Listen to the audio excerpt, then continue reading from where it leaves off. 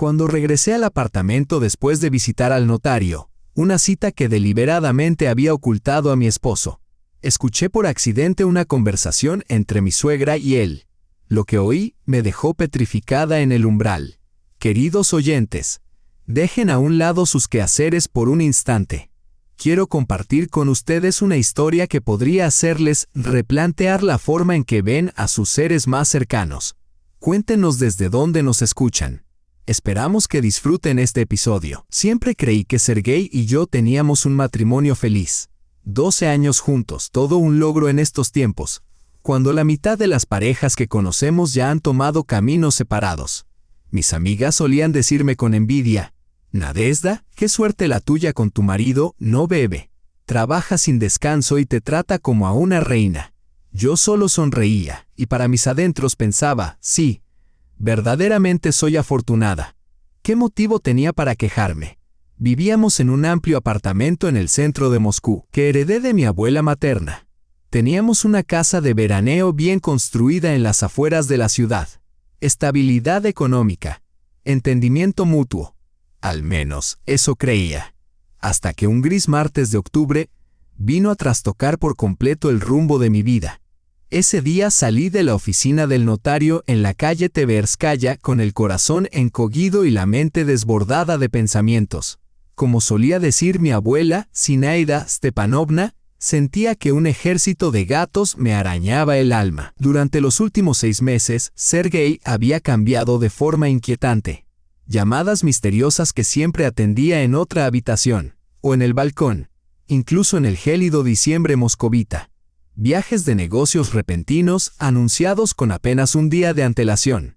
Un nerviosismo creciente, irritabilidad, una distancia emocional que se ensanchaba con cada día. Al principio, claro está, sospeché de una infidelidad. Un cliché, sí, doloroso, humillante, pero en última instancia soportable. Incluso llegué a ensayar mentalmente varias versiones de una confrontación, desde la más serena y lógica, hasta escenas de histeria con platos volando por el aire. Pero entonces comencé a revisar nuestros estados de cuenta. Teníamos varias cuentas compartidas para los gastos diarios, y noté algo extraño. Sumas importantes desaparecían con regularidad. A veces hasta 100.000 rublos de una sola vez. Cuando lo confrontaba, Sergei ofrecía respuestas vagas, acompañadas de una sonrisa condescendiente. Inversiones, querida. Pronto te lo explicaré todo. Sabes que siempre pienso en nuestro futuro. Nunca fui del tipo de mujer que revisa el celular de su marido ni que rebusca en sus bolsillos buscando pruebas de traición. El orgullo me lo impedía. Y había sido educada de otra forma. Mis padres, ambos profesores de la vieja escuela, me inculcaron un profundo respeto por la privacidad. Siempre confié en Sergei. Even cuando recién comenzábamos a salir y mis amigas me advertían: Nadia es un empresario. Ese tipo de hombres siempre tienen a alguien más. Desestimaba sus advertencias. Creía que nuestro amor era distinto, que Sergei no era como los demás. Pero entonces, apenas la semana pasada, durante una cena acompañada por un fino coñac francés, Hennessy, según él, un obsequio de un socio comercial, Sergei mencionó casualmente la idea de firmar un poder notarial general, otorgándole control sobre todos nuestros bienes compartidos, incluido el apartamento de 3 habitaciones que heredé de mi abuela. Algo en mi interior se activó, como un mecanismo silencioso de protección. Hablaba con persuasión sobre una oportunidad de inversión única en la vida. La posibilidad de triplicar nuestro capital en un mes, la urgencia de actuar con rapidez y decisión. Pero sus ojos no me miraban. Tenían ese mismo brillo esquivo que recordaba de la infancia, cuando un compañero de clase, Vitka Kuznetsov, afirmaba con solemnidad ante la maestra que el perro se había comido su tarea. Y así me vi a mí misma, una mujer de 43 años, doctora en filología, profesora universitaria, escapándome a escondidas, como una adolescente culpable, para consultar a un notario. Incluso tuve que inventar una mentira verosímil. Le dije a Sergei que tenía cita con una nueva cosmetóloga. Una recomendación de una colega de la universidad. Él asintió distraídamente, sin despegar los ojos de su portátil. Antes solía interesarse por esas cosas. siempre diciéndome que era hermosa tal y como era, preguntándome por qué quería cambiar algo en mí. La notaria era una mujer menuda de unos 60 años, con el cabello corto y, sorprendentemente, unos ojos jóvenes y perceptivos tras unas gafas anticuadas. Escuchó sin interrumpirme, apenas emitiendo algún sonido de desaprobación o negando con la cabeza de cuando en cuando. Y entonces dijo lo que, en el fondo, yo ya temía. Nadezhda Viktorovna, nunca, me escucha, nunca firme un poder notarial general si no hay una confianza absoluta, y por las dudas que trae consigo por el simple hecho de estar aquí. Esa confianza ya se ha perdido. Como solía decir mi difunto padre, confía, pero verifica. Y si se trata de propiedades, primero verifica, luego piensa, vuelve a verificar, y solo entonces decide si puedes confiar o no. Salí de la notaría con el corazón oprimido y un martilleo constante en las sienes. ¿Qué debía hacer? Investigar de alguna manera. ¿Pero cómo? No soy detective. ¿Confrontarlo? ¿Exigirle una explicación? ¿Y si me equivoco, y Sergei realmente tiene una oportunidad legítima para invertir el dinero con sabiduría? Entonces, sería yo quien destruiría nuestro matrimonio por culpa de una sospecha. 13 años por la borda, todo por una duda. Ese día regresé a casa más temprano de lo habitual. En lugar de 3 clases, solo había impartido una. Las otras 2 fueron canceladas por una inspección ministerial. El cielo sobre Moscú estaba gris y encapotado. Una llovizna fina y molesta comenzaba a caer. No llevaba paraguas. Por la mañana el sol brillaba con fuerza. Y ahora sentía cómo la humedad de octubre me calaba el cabello y se deslizaba por el cuello del abrigo. Curiosamente, ese malestar físico me ayudó a distraerme de la angustia emocional que se había anidado bajo mis costillas desde la visita al notario. Nuestro edificio, una clásica stalinka, de techos altos y muros gruesos, se alzaba en una calle tranquila, no lejos de la estación de metro Aeroport. Ya no se construyen casas así. El apartamento de mi abuela en el 4º piso con molduras ornamentadas en el techo y un aparador antiguo de caoba, se había convertido en nuestro nido familiar. Cuando Sergei y yo nos casamos, sugirió vender los muebles viejos y hacer una reforma moderna. Pero insistí en conservarlo todo y nunca me he arrepentido. El apartamento conserva un alma, esa esencia refinada de la intelectualidad moscovita de los años 50 y 60. Subí las escaleras a pie. El ascensor de nuestro portal se había vuelto a averiar y el mantenimiento prometía que estaría en servicio en cualquier momento. Había llegado a conocer cada grieta en los peldaños de mármol, cada desconchón y mancha durante los 12 años que habíamos vivido allí. Me detuve para recuperar el aliento en el descansillo del 3er piso, prueba irrefutable de mi vida sedentaria y la ausencia de ejercicio regular. Ese consejo que las revistas femeninas repiten sin cesar. Y entonces, inesperadamente, escuché voces familiares desde arriba, nítidas e inconfundibles. Sergei y su madre, Nina Petrovna, no debía llegar hasta el viernes por la tarde, para pasar el fin de semana. O eso me había dicho Sergei en el desayuno. ¿Habían cambiado los planes? ¿Por qué no me lo había mencionado? Sus voces se escuchaban con una claridad insólita.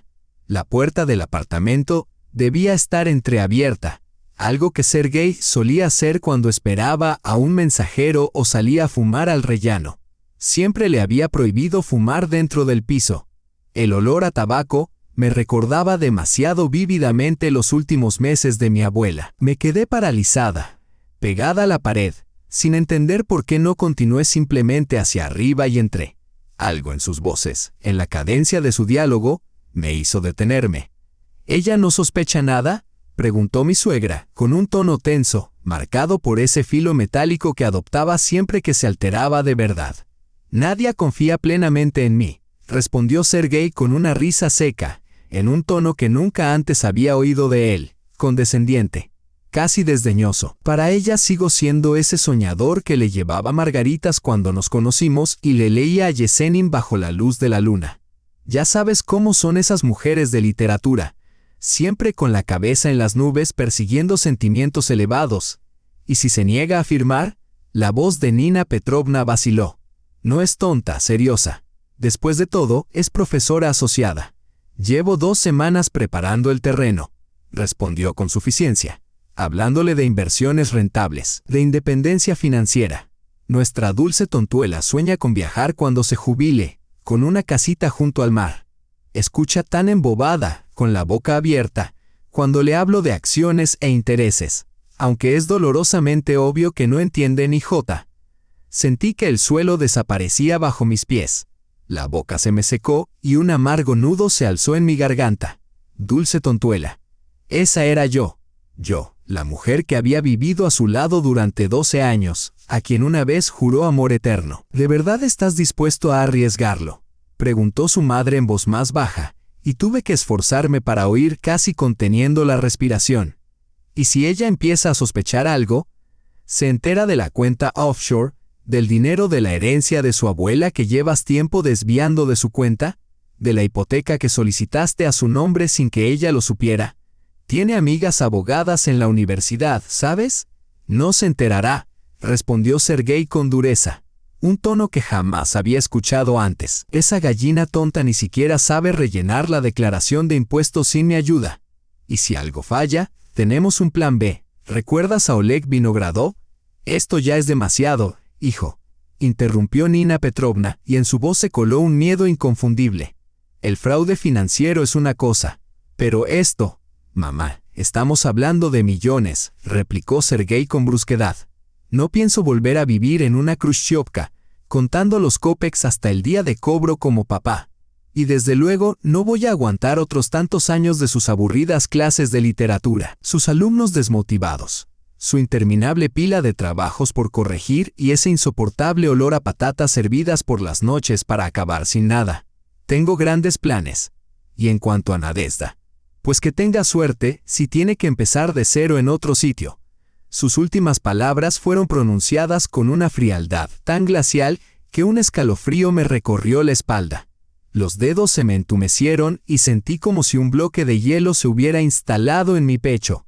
Me tapeé con acento agudo la boca con la mano para no jadear ni romper en sollozos. Millones, el dinero de la abuela, una hipoteca a mi nombre. ¿De qué estaban hablando? ¿Quién era ese Oleg Vinogradov, cuya sola mención provocaba tal alarma en mi suegra? Justo entonces escuché pasos arriba y el crujido de un armario al abrirse. Instintivamente me refugié en las sombras del rellano. Mi corazón latía tan fuerte que parecía que su golpeteo podría resonar por todo el edificio y delatarme ante Sergei. Las sienes me martilleaban. Círculos de colores danzaban ante mis ojos. ¿Están los documentos en la caja fuerte?, preguntó su madre tras una tensa pausa, durante la cual apenas me atreví a respirar. Sí, todos los papeles están listos, respondió Sergei con un tono tan casual como si hablara de la lista del mercado y no de una traición monstruosa. Mañana Nadia firmará el poder notarial.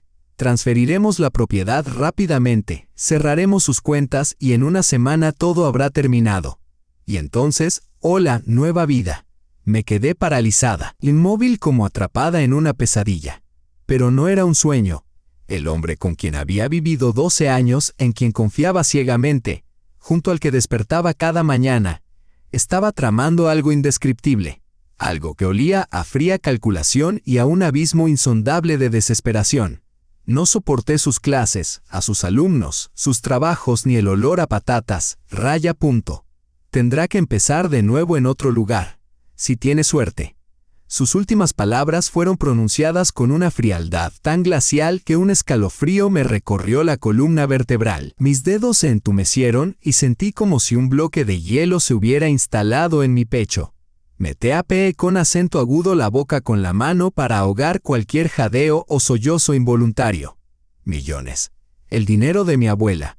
Una hipoteca firmada a mi nombre. ¿De qué demonios estaban hablando? Y lo más importante, ¿quién era ese Oleg Vinogradov? ¿Y por qué la mera mención de su nombre desató tal reacción en mi suegra? En ese instante, escuché pasos arriba y el chirrido de la puerta de un armario. Instintivamente me refugié en las sombras del rellano, acurrucándome tras la esquina de la escalera. Mi corazón latía tan fuerte que temía que su eco me delatara ante Sergei. Las sienes me palpitaban. Un torbellino de colores giraba ante mis ojos. No recuerdo cómo conseguí bajar las escaleras. Mis piernas parecían moverse por sí solas, impulsadas por un instinto primario de supervivencia. Las sienes me martilleaban. Un zumbido agudo llenaba mis oídos, y manchas de colores difuminaban mi visión. Salí corriendo del edificio y sin saber a dónde iba, simplemente caminé, no, corrí. Como si pudiera huir físicamente de la verdad que acababa de escuchar, de la aterradora realidad que acababa de destrozar el mundo en el que creía vivir. La llovizna se había convertido en un aguacero, pero apenas lo sentía. No percibía el frío resbalando por mi cuello, ni la lluvia calando mis zapatos, ni los mechones mojados pegados a mis mejillas.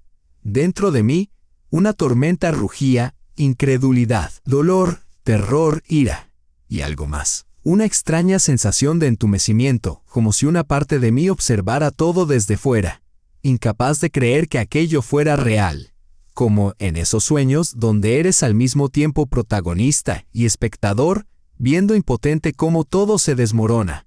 Quizá me equivocaba. Ese pensamiento desesperado emergía una y otra vez, como un ahogado aferrándose a un tronco. Quizá todo era una elaborada sorpresa, una broma o incluso un extraño regalo de aniversario. Faltaba apenas un mes para nuestra boda. Pero no, las palabras que había escuchado eran demasiado precisas, demasiado crueles. Dulce tontuela ingenua. Una hipoteca firmada a mis espaldas. El dinero de la abuela lentamente desviado. Un plan B, una vida en otro lugar, si tengo suerte. Cada frase resonaba en mi mente como una campana que tañía la muerte de la vida que conocía. Cada palabra destrozaba los restos de mi antiguo yo, mi ingenua creencia de que Sergei y yo éramos una pareja feliz, que éramos una familia. Volví en mí cuando llegué a la estación de Metro Dinamo. Empapada hasta los huesos, el cabello desordenado, la máscara de pestañas corrida por mi rostro. Debía parecer una loca, o un alma perdida. La gente me observaba. Algunos se apartaban al pasar. Una anciana amable, con una pesada bolsa de mimbre repleta de tarros tal como mi madre solía traer cuando ahorraba en bolsas de plástico, se detuvo a mi lado con preocupación en la voz y me preguntó: «Cariño, ¿estás bien? ¿Quieres que llame a una ambulancia? Pareces un fantasma». Negué débilmente con la cabeza y traté de sonreír, aunque salió más bien una mueca lastimera. La mujer me miró con inquietud y se alejó lentamente, mirando hacia atrás. Entré en el café más cercano, una sucursal de la cadena de chocolates donde Sergei y yo solíamos desayunar los fines de semana. Me refugié en un rincón apartado, lejos de miradas curiosas, y saqué mi teléfono del bolso empapado. Gracias a Dios, estaba protegido por una funda y no se había dañado con la lluvia. 3 llamadas perdidas de Sergei y un mensaje en la aplicación de mensajería. ¿Dónde estás? ¿Vienes pronto a casa? La cena se está enfriando. Un mensaje corriente de un esposo atento. Pero ahora, parecía una frase salida de una película de terror. Mis dedos temblaron mientras escribía mi respuesta. Sigo en el departamento. Tamara Mijailovna y yo revisamos las preguntas del examen. El decano pidió cambios de improviso. Llegaré tarde. No me esperes para cenar. La mentira brotó con sorprendente facilidad. Quizá las situaciones extremas despiertan talentos ocultos. O tal vez es un mecanismo de defensa, una suerte de mimetismo psicológico. Un instinto de supervivencia que te hace fundirte con el entorno para que el depredador no te note. No lo sabía. Me sentía atrapada en un sueño extraño y surrealista, del que estaba a punto de despertar. Para calmarme y ordenar mis pensamientos, pedí un té de limón y una porción de pastel de Praga, el mismo que vendían en la panadería cerca de la casa donde crecí.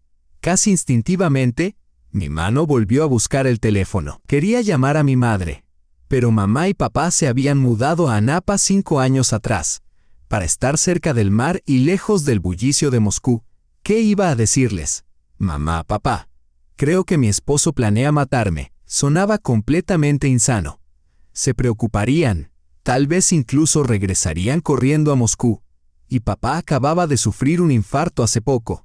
No podía involucrar a mis padres. No todavía. No hasta entender qué estaba sucediendo realmente. Abrí la lista de contactos y comencé a deslizar frenéticamente, buscando a alguien a quien llamar. Compañeros de trabajo. No. Esas relaciones eran demasiado superficiales. ¿Familia? Dispersa por todo el mundo tras el colapso de la Unión Soviética. Entonces vi un nombre que no había iluminado mi pantalla en más de 6 meses. Irina Kovalenko, amiga de la universidad. Habíamos sido inseparables durante los 5 años en la Facultad de Filología. Ella se había casado con un oficial militar, tenido 2 hijos, y luego, cuando su hija menor cumplió 7 años, solicitó el divorcio. Inesperadamente, la apoyé. Sin juzgarla ni hacer preguntas, solo estuve ahí. Sergei, en cambio, había roto toda relación con ella abiertamente. La había llamado destructora de valores familiares, demasiado feminista, demasiado directa, falta de tacto y mala influencia para mí. Ahora comprendía por qué. Mi amiga perspicaz debió haberlo visto claro mucho antes que yo, haber notado lo que yo me había negado a ver todos estos años. Tras el divorcio, Irina vendió el apartamento céntrico que compartía con su ex y se mudó al extremo más lejano de Moscú, a Estrojino. Compró un piso de 3 habitaciones en un edificio nuevo. Decoró una habitación alegre para sus hijas, que la visitaban los fines de semana, y al menos cuando hablábamos, parecía satisfecha con su nueva vida. Miré su número unos segundos, reuniendo valor. ¿Qué podría decirle? ¿Cómo justificar una llamada tras 6 meses de silencio? Sería egoísta irrumpir ahora en su vida, arrastrando mis problemas conmigo, pero no veía otra opción. El dedo me tembló mientras pulsaba el botón de llamada. Esperanza, su voz, aunque sorprendida, fue cálida. ¿Tú? Sí, soy yo. Mi voz se quebró. Ira, siento haber desaparecido. ¿Ha pasado algo? Algo en mi tono debió advertirle la gravedad porque no hizo preguntas. Dame tu dirección. Voy para allá. No, iré yo. ¿Puedo? ¿Puedo ir ahora? Por supuesto. Su voz rebosaba preocupación. Te enviaré la dirección. Salí del café y me apresuré hacia el metro. El viaje a Estrojino duró casi 1 hora. Primero hasta Kievskaya, luego transferir a la línea azul y tomarla hasta el final. Todo el tiempo traté de ordenar mis pensamientos, pero se dispersaban como cucarachas al encender la luz. Fragmentos de aquella conversación que había escuchado revoloteaban en mi mente, mezclados con recuerdos de mi primer encuentro con Sergei, nuestra boda, nuestros viajes juntos. ¿Fue nuestro amor alguna vez genuino? ¿O acaso él me vio desde el principio como nada más que un mero peldaño conveniente para avanzar en su carrera? Una vía para alcanzar un prestigioso apartamento en el centro de Moscú. La sola idea me provocaba náuseas. Irina me esperaba a la salida del metro. Seguía siendo tan vibrante y decidida como en nuestros años universitarios, aunque ahora sus ojos reflejaban una nueva profundidad y unas finas arrugas comenzaban a asomar en sus comisuras. Me abrazó sin decir palabra, y aquel simple gesto de consuelo casi me hizo romper en llanto. «Ven», me dijo en voz baja, tomando mi mano como si fuera una niña pequeña. «Hablaremos en casa». Su apartamento era cálido y luminoso, decorado con un estilo minimalista y acentos brillantes cuidadosamente escogidos. Nada que ver con el lugar que compartía con Sergei, con sus muebles pesados y antiguos y su iluminación tenue. Irina me examinó con atención y sin hacerme ninguna pregunta, me condujo al interior. «¿Qué te ha pasado, Nadia? Estás pálida y empapada». Revolvió entre sus cosas y dijo: «Déjame buscarte algo seco», mientras me cambiaba a su chándal, un poco corto para mí, pero benditamente seco. Ella preparó una infusión fuerte de té de bergamota y sacó una botella de coñac medio vacía del armario. Vertió un chorrito en mi taza. «Para calmar los nervios», me explicó, deslizándola hacia mí. «Ahora empieza desde el principio. Despacio». Y entonces me derrumbé. Lloré como no había llorado desde la muerte de mi abuela. Las lágrimas brotaron a torrentes. Tartamudeé al tratar de explicar lo sucedido. Irina escuchó en silencio, asintiendo o frunciendo el ceño de vez en cuando, pero sin interrumpir. Esa era una de sus mayores virtudes, su capacidad de escucha. «Espera», dijo de repente deteniéndome justo cuando iba a hablar de Oleg Vinogradov. Oleg Vinogradov. Ese nombre me suena. Con fuerza. Encendió el hervidor eléctrico y se dirigió al portátil que estaba en la mesa de la cocina. Tras unos clics apareció en pantalla el titular de una noticia de hace 3 años, empresario destacado encontrado muerto en su coche. La policía considera suicidio. Ese es, susurré, fijando la mirada en la foto de un hombre de mediana edad, vestido con un traje caro y sonrisa amable. Un rostro perfectamente común, como los que podrías ver cientos de veces en el metro de Moscú o en un centro de negocios. Vamos a indagar un poco más, murmuró Irina, tecleando rápidamente en el buscador. Oleg Vinogradov, 46 años, copropietario de la constructora Stroybest. Encontrado muerto en su coche en la autopista Rublyovo-Uspenskoye. Causa preliminar de la muerte: intoxicación por monóxido de carbono. No se halló nota de suicidio. Siguió desplazándose, aquí. Poco antes de su muerte, Vinogradov firmó documentos transfiriendo su participación en la empresa a su socio, Sergei Kravtsov. Y mira esto, una semana antes de morir, Vinogradov retiró una gran suma de las cuentas de la compañía. El destino de ese dinero es desconocido. Un escalofrío me recorrió la espalda. Kravtsov era el apellido de mi esposo, Sergei Alexeyevich Kravtsov. No puede ser una coincidencia, susurré, sintiendo que el rostro se me desvanecía. Irina seguía buscando, abriendo pestaña tras pestaña con rapidez. Mira esto, dijo señalando la pantalla. La viuda del empresario impugnó la operación en tribunales, alegando que la firma de su marido fue falsificada y que él no tenía intención de vender su participación en un negocio tan lucrativo. Incluso, afirmó que estaba considerando comprar la parte de su socio. Y el fallo. El tribunal desestimó la demanda de Elena Vinogradova por falta de pruebas. El representante legal de Sergei Kravtsov afirmó que la viuda desconsolada no aceptaba el suicidio de su esposo y buscaba a alguien a quien culpar. Y hay algo más, añadió Irina. Poco antes de morir, Oleg Vinogradov contrató un seguro de vida sustancial. La aseguradora se negó a pagar, alegando la cláusula de suicidio. Nos miramos en silencio.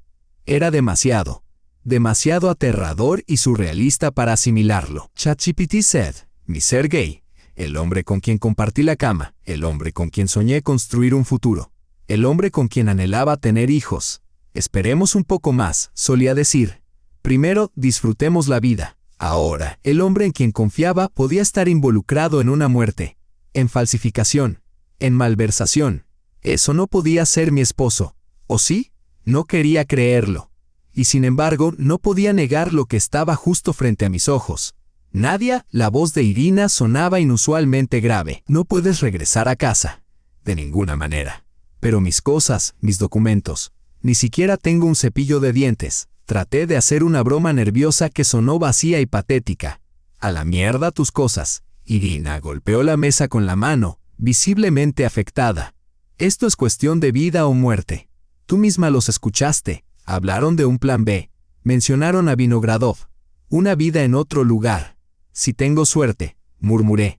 Claramente no hablaban de un viaje de negocios a Saratov ni de un divorcio. Hablaban de... Ella no terminó la frase, pero ambas sabíamos a qué se refería. Mi muerte. Mi esposo y su madre discutían con frialdad cómo deshacerse de mí, con la misma naturalidad con la que otros planean la cena o una escapada de fin de semana. La lógica de Irina era ineludible, pero mis emociones se rebelaban, negándose a aceptar la realidad. Mi mente se negaba a procesar la idea de que alguien con quien había compartido tantos años fuera capaz de algo así. Era monstruoso, demasiado alejado de todo en lo que creía sobre el mundo, sobre las personas, sobre mi propia vida. Nadia, escúchame. Irina me tomó de las manos anclándome a la realidad. Necesitamos un plan. Y rápido. No hay tiempo para dudas ni introspección. ¿Qué plan? Mi voz sonaba ronca, como si hubiera estado enferma una semana. Ni siquiera entiendo lo que está pasando. No puedo creer que Sergei, que él sea capaz de... Parece una pesadilla, susurré. Créeme, lo es. Irina fue tan directa y contundente como siempre. Esa franqueza solía irritarme, pero ahora me parecía un salvavidas. La gente es capaz de cualquier cosa cuando hay mucho dinero en juego. ¿Sabes lo que solía decir mi abuela? El dinero y el poder revelan el verdadero rostro de las personas. Y aquí probablemente estamos hablando de millones, tal vez decenas de millones. Tu apartamento, el de ese edificio de la época de Stalin cerca del metro Aeroport. ¿Cuánto vale? 30 millones. 40, algo por ahí. Asentí, jugueteando distraídamente con un mechón de cabello. Mi abuela lo compró en la época soviética por casi nada. Pero ahora está en pleno centro de Moscú, justo al lado del metro. Una zona privilegiada. El agente inmobiliario que recomendó mi colega lo valoró en 35 millones, añadí.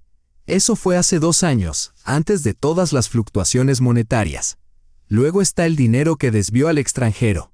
Irina contaba con los dedos, haciendo cálculos mentales. Y la hipoteca que desconoces.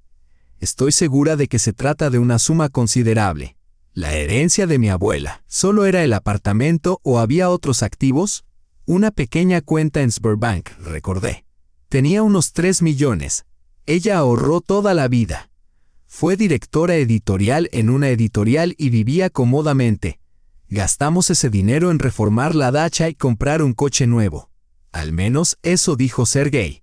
¿Viste alguna vez los documentos de la herencia? Preguntó Irina. Yo manejaba el dinero. Murmuré, sintiendo que el calor me subía a las mejillas, ruborizada de vergüenza. Dios, qué ingenua fui. Sergei me dijo que era un lío y muy engorroso el proceso legal de la herencia, con todos los papeles, que él se encargaría. Y yo estaba ocupada en la universidad preparando un nuevo curso sobre literatura rusa contemporánea. Acepté, incluso me alivió que él se encargara de ese papeleo. Así que no sabes el valor real de la herencia, concluyó Irina, sin juicio, solo con pragmatismo. ¿No hay documentos oficiales ni estados de cuenta? Negué con la cabeza. Sergei solo me mostró una cuenta con poco más de 3 millones. Nunca me cuestioné si existían otras cuentas o depósitos. Pero Sergei nunca me pareció codicioso. Añadí débilmente, aún intentando defenderlo, aunque ya no entendía por qué. Supongo que una parte de mí todavía se aferraba a la imagen del hombre que una vez amé, reacia a aceptar la terrible verdad. Tiene su propio negocio, ingresos sólidos. Aunque haya guardado parte de la herencia para sí mismo, ¿por qué habría de llegar tan lejos?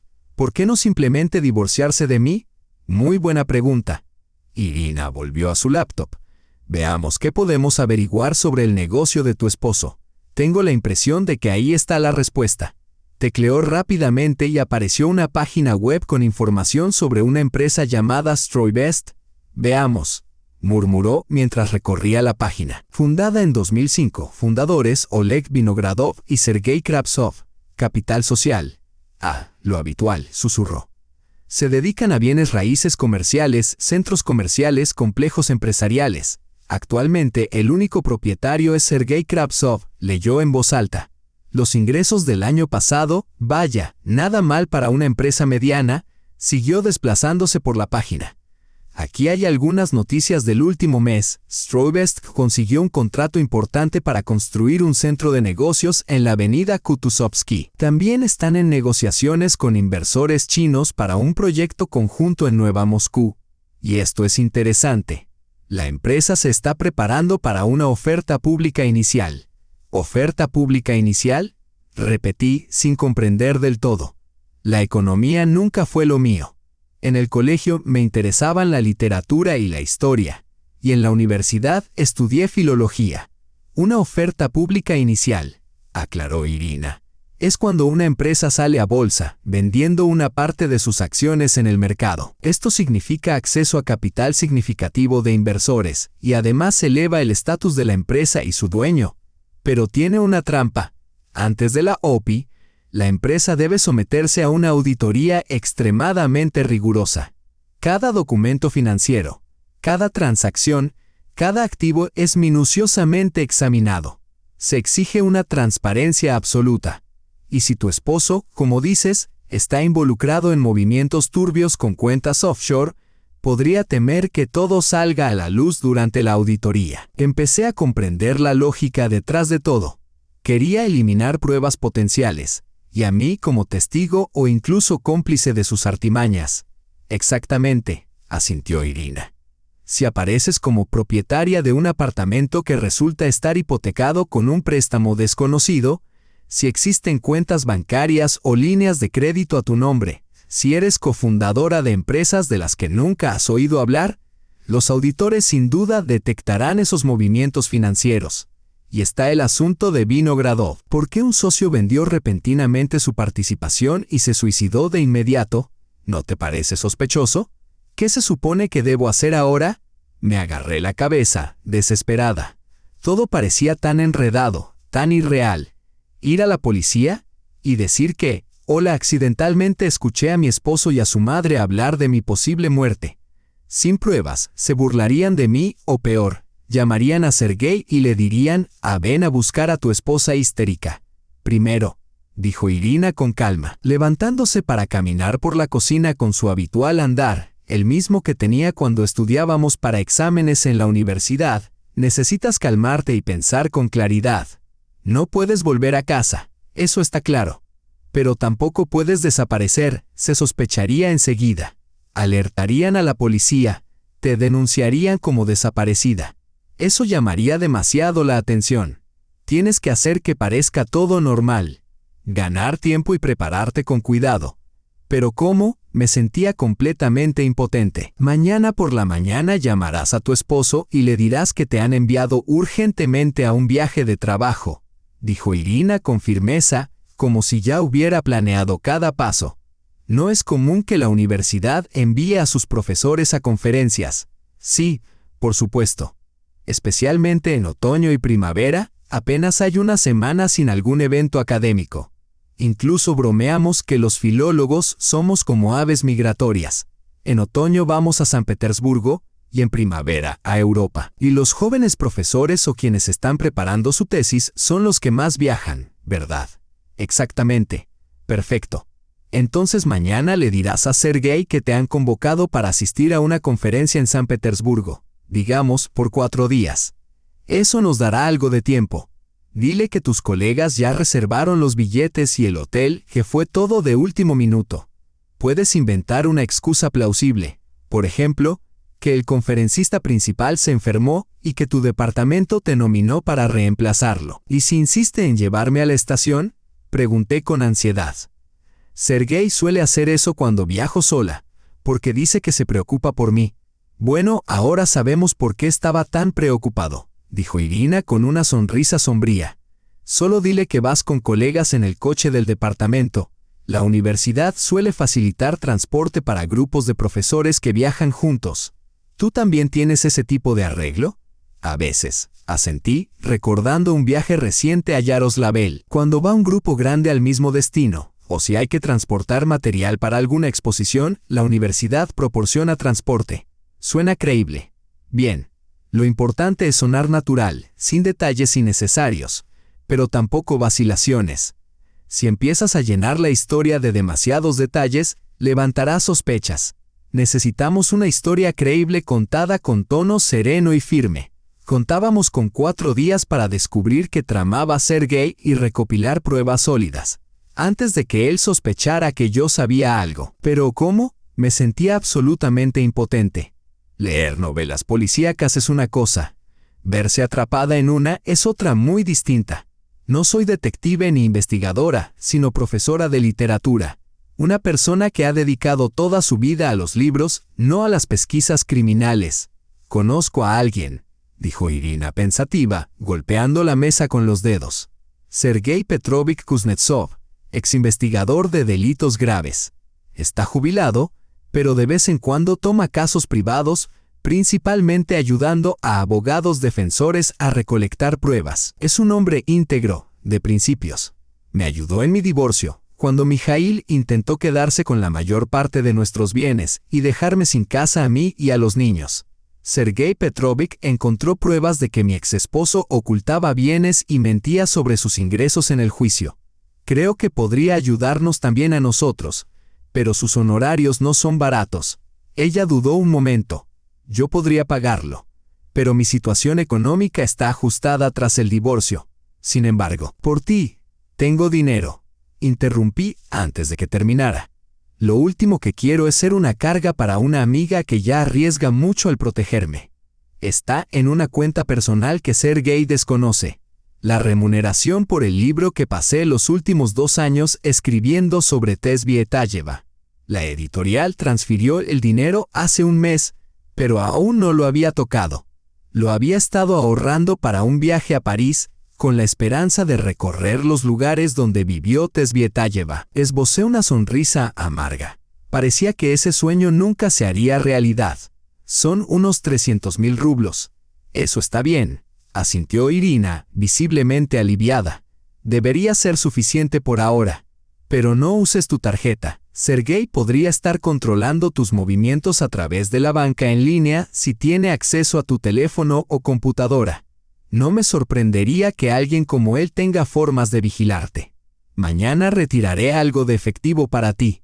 Me lo devuelves después. También necesitamos que te compres un teléfono nuevo. Nada sofisticado. Uno básico, sin internet, y una nueva tarjeta SIM. Solo entonces noté que temblaba. No sabía si por la humedad de la ropa que ya había cambiado o por pura tensión nerviosa. Tenía las manos heladas y los dientes castañeaban. Estás temblando por completo, dijo Irina con suavidad. Son nervios. ¿Quieres algo para beber? Se levantó y abrió un armario de la cocina. Creo que todavía tengo tintura de espino blanco que trajo mi madre. O quizá un poco de brandy, lo que nos echábamos al té. No, gracias, negué, abrazándome para detener el temblor. Ya me está dando vueltas la cabeza. El alcohol solo empeoraría las cosas. Ira, ¿y si me equivoco? La pregunta me carcomía. ¿Y si malinterpreté la conversación? Tal vez hablaban de otra cosa. Quizá ni siquiera era sobre mí. Irina suspiró y se sentó a mi lado en el sofá. Nadia, entiendo cómo te sientes. No quieres creer que esto esté pasando. Es normal. Es la forma que tiene tu mente de protegerte del trauma.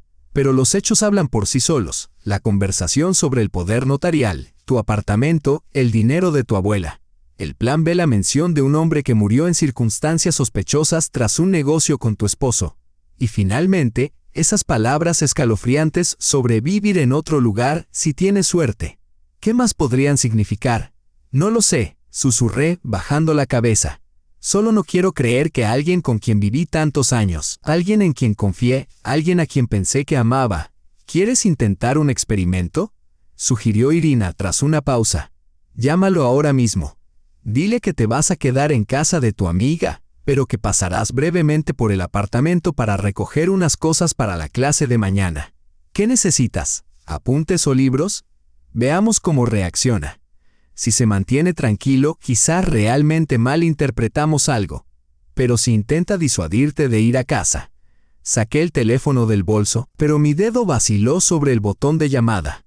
Por alguna razón sentía miedo. Como si una sola llamada pudiera destrozar la última ilusión, la última esperanza de que todo esto fuera solo un terrible malentendido y que nuestro matrimonio no hubiese sido una farsa desde el principio. Llama. Susurró Irina, apretándome la mano con suavidad. Ponlo en altavoz para que también pueda oír.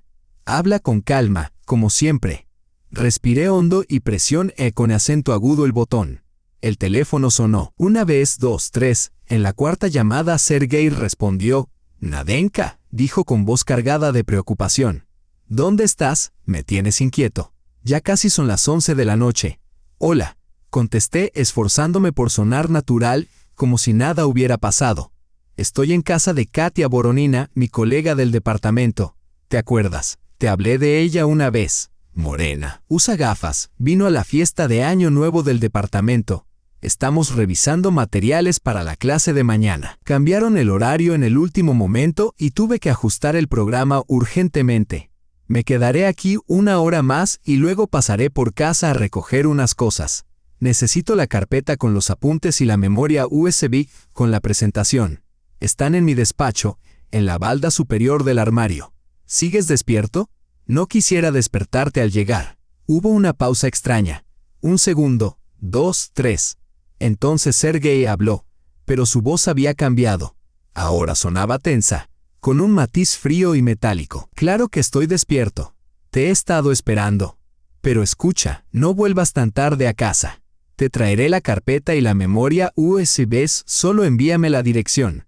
No puedo dormir mientras estés fuera. Estoy preocupado. Irina y yo nos miramos. Sus cejas se arquearon. Claramente había detectado la misma rareza en su voz que yo. Eso no era propio de él. Normalmente, cuando trabajaba hasta tarde, estaba encantado, aprovechaba para jugar a videojuegos o ver esas películas de acción que a mí Nunca me gustaron. No hace falta, de verdad, dije, intentando sonar despreocupada aunque el corazón me latía con fuerza. Tengo que cambiarme de ropa porque me empapé corriendo del metro a casa de Katia. Quiero algo seco para mañana. Solo serán 10 minutos, insisto. La voz de Sergei adquirió una tensión inconfundible. Estás cansada. Llueve. Es tarde. Dime la dirección, iré yo. Incluso te llevaré ropa limpia. ¿Cuál blusa quieres? ¿La beige o la azul con lunares? ¿Por qué? Solté una risa nerviosa mientras el pánico comenzaba a apoderarse de mí. Nunca antes me había ofrecido traerme ropa, y menos preguntarme qué blusa prefería. Sergei, esto no tiene sentido, respondí. Solo pasaré 5 minutos por el apartamento a recoger mis cosas y volveré a casa de Katia. Terminaremos la preparación y me quedaré a dormir allí. Tengo clase temprano y su casa está a solo 2 estaciones del metro de la universidad. Nadezhda. Su voz se tornó gélida, completamente irreconocible. No quieres verme, ¿verdad? Hay alguien más. Lo sabía. Esas noches largas en el trabajo no eran solo trabajo. ¿Quién es? ¿Un estudiante? ¿Un colega del departamento? Su repentina acusación me dejó estupefacta. En todos nuestros años de matrimonio, Sergei jamás había sido celoso y nunca le di motivo. ¿Qué? No, exclamé. Estoy en casa de una colega. Estamos preparando materiales para clase. ¿Qué tiene que ver eso con otros hombres? Por un momento, mi indignación fue genuina. Incluso olvidé tener miedo. Entonces, ¿por qué no quieres que vaya? Gritó Cassie. ¿Qué estás ocultando? Soy tu esposo. Tengo derecho a saber dónde estás y con quién. ¿Es alguien del departamento? Dime la verdad. Irina señaló silenciosamente el botón de colgar. Lo pulsé, cortando la llamada. El teléfono volvió a sonar casi de inmediato, pero no respondí. Entonces llegó un mensaje. Contesta. Tenemos que hablar. Ahora mismo. Apágalo, dijo Irina en voz baja. O mejor aún, déjalo encendido pero no vuelvas a contestar. Hizo una pausa y añadió. Déjale pensar que estás dolida por sus acusaciones infundadas. Que eso cale hondo. Asentí, incapaz de pronunciar palabra. No quedaba duda en mi mente. Algo cambió en Sergei en el instante en que dije que iba a casa. Era como si se hubiera asustado, o intentara disuadirme. Y entonces surgió la agresividad repentina, la acusación de infidelidad. Una táctica clásica del manipulador para desviar la culpa, obligar al otro a defenderse y alejar la conversación de verdades incómodas. Duerme un poco, dijo Irina con suavidad, levantándose para preparar el sofá-cama de la sala. Mañana será un día difícil.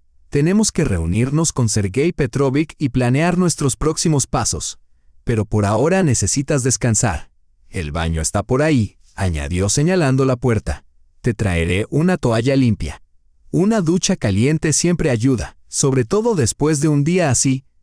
Sacó sábanas limpias del armario perfumadas con lavanda y tendió con cuidado el sofá-cama. Puso una toalla gruesa y un libro junto a la almohada. Siempre leo antes de dormir, explicó al notar mi mirada. Me ayuda a desconectar. Quizá a ti también te sirva. Es Borges, el Aleph. Complejo, metafórico, lo suficientemente absorbente para alejar la mente de la realidad. Esbocé una sonrisa tenue, agradecida por su amabilidad.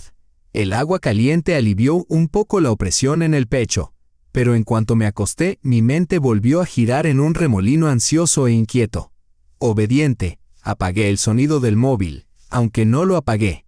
Decidí seguir el consejo de Irina. Fingir que estaba herida por la acusación infundada. La pantalla seguía iluminándose con mensajes nuevos y llamadas perdidas.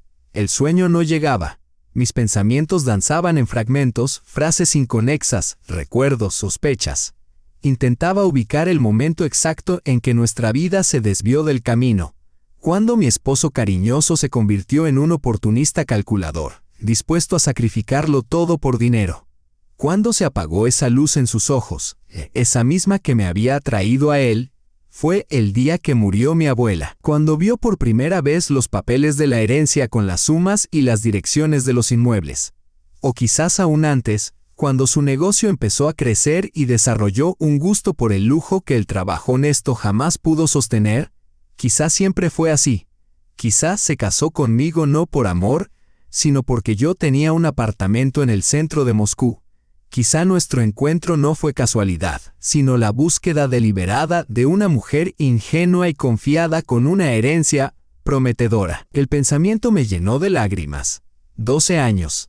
12 años que creí, si no completamente felices, al menos sólidos y confiables.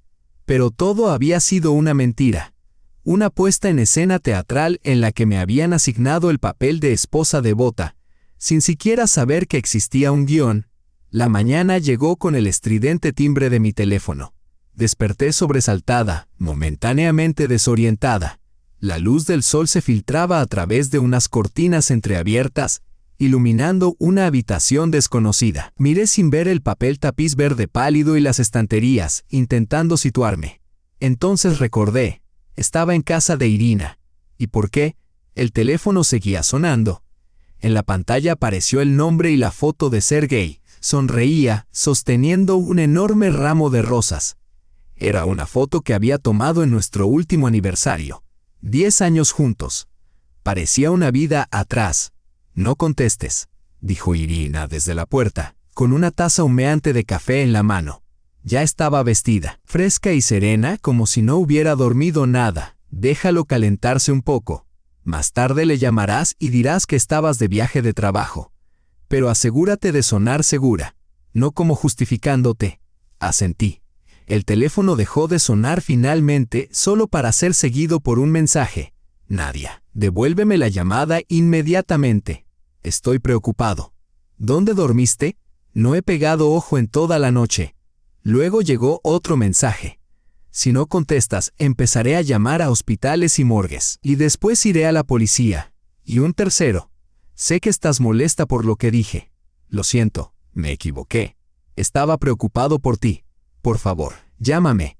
Sergei va a enfurecerse, murmuré, poniendo el teléfono en silencio. Nunca antes había ignorado sus llamadas. Incluso cuando discutíamos, siempre respondía.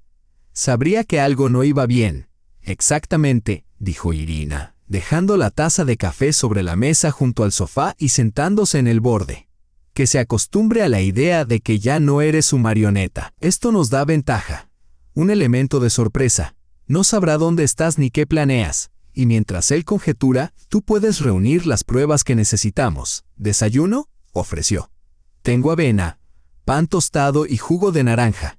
Nada elaborado, pero cuesta pensar con el estómago vacío. Asentí, aunque no tenía el menor apetito. Sentía el estómago como un nudo apretado, pero Irina tenía razón, necesitaba fuerzas. La cocina era cálida y acogedora, bañada por una suave luz matinal. Afuera los pájaros trinaban alegres. Un gorrión audaz saltaba por el alféizar. Una mañana otoñal cualquiera. Como si ayer no hubiera ocurrido nada extraordinario. Como si mi vida no se hubiera hecho añicos. ¿Cómo dormiste?, preguntó Irina, colocando frente a mí un cuenco de avena generosamente espolvoreado con canela y arándanos. Apenas dormí, admití, removiendo la papilla sin pensar. No dejaba de pensar, recordar, analizar. ¿Sabes? Conocí a Sergei en una presentación de un libro de Akunin. Yo estaba con una amiga, y él se acercó y comenzó a hablar de los detalles históricos de la novela. Parecía tan culto, tan leído. Ahora me pregunto, ¿y si aquel encuentro casual estuvo cuidadosamente planeado? ¿Y si estudió mis intereses de antemano solo para impresionarme? Irina no intentó convencerme de lo contrario. Lo que importa ahora no es cómo empezó, dijo con suavidad, sino cómo protegerte en el presente. Durante el desayuno revisaremos los próximos pasos. Ya hablé con Sergei Petrovich Kuznetsov, el exinvestigador del que te hablé ayer. Alcé las cejas, sorprendida. Pero si apenas son las 8 de la mañana. Es madrugador, sonrió Irina. Dice que es un hábito que le quedó de los tiempos en investigación criminal, siempre despierto al amanecer. Aceptó reunirse con nosotras. Le di un resumen general de tu situación y cree que es grave.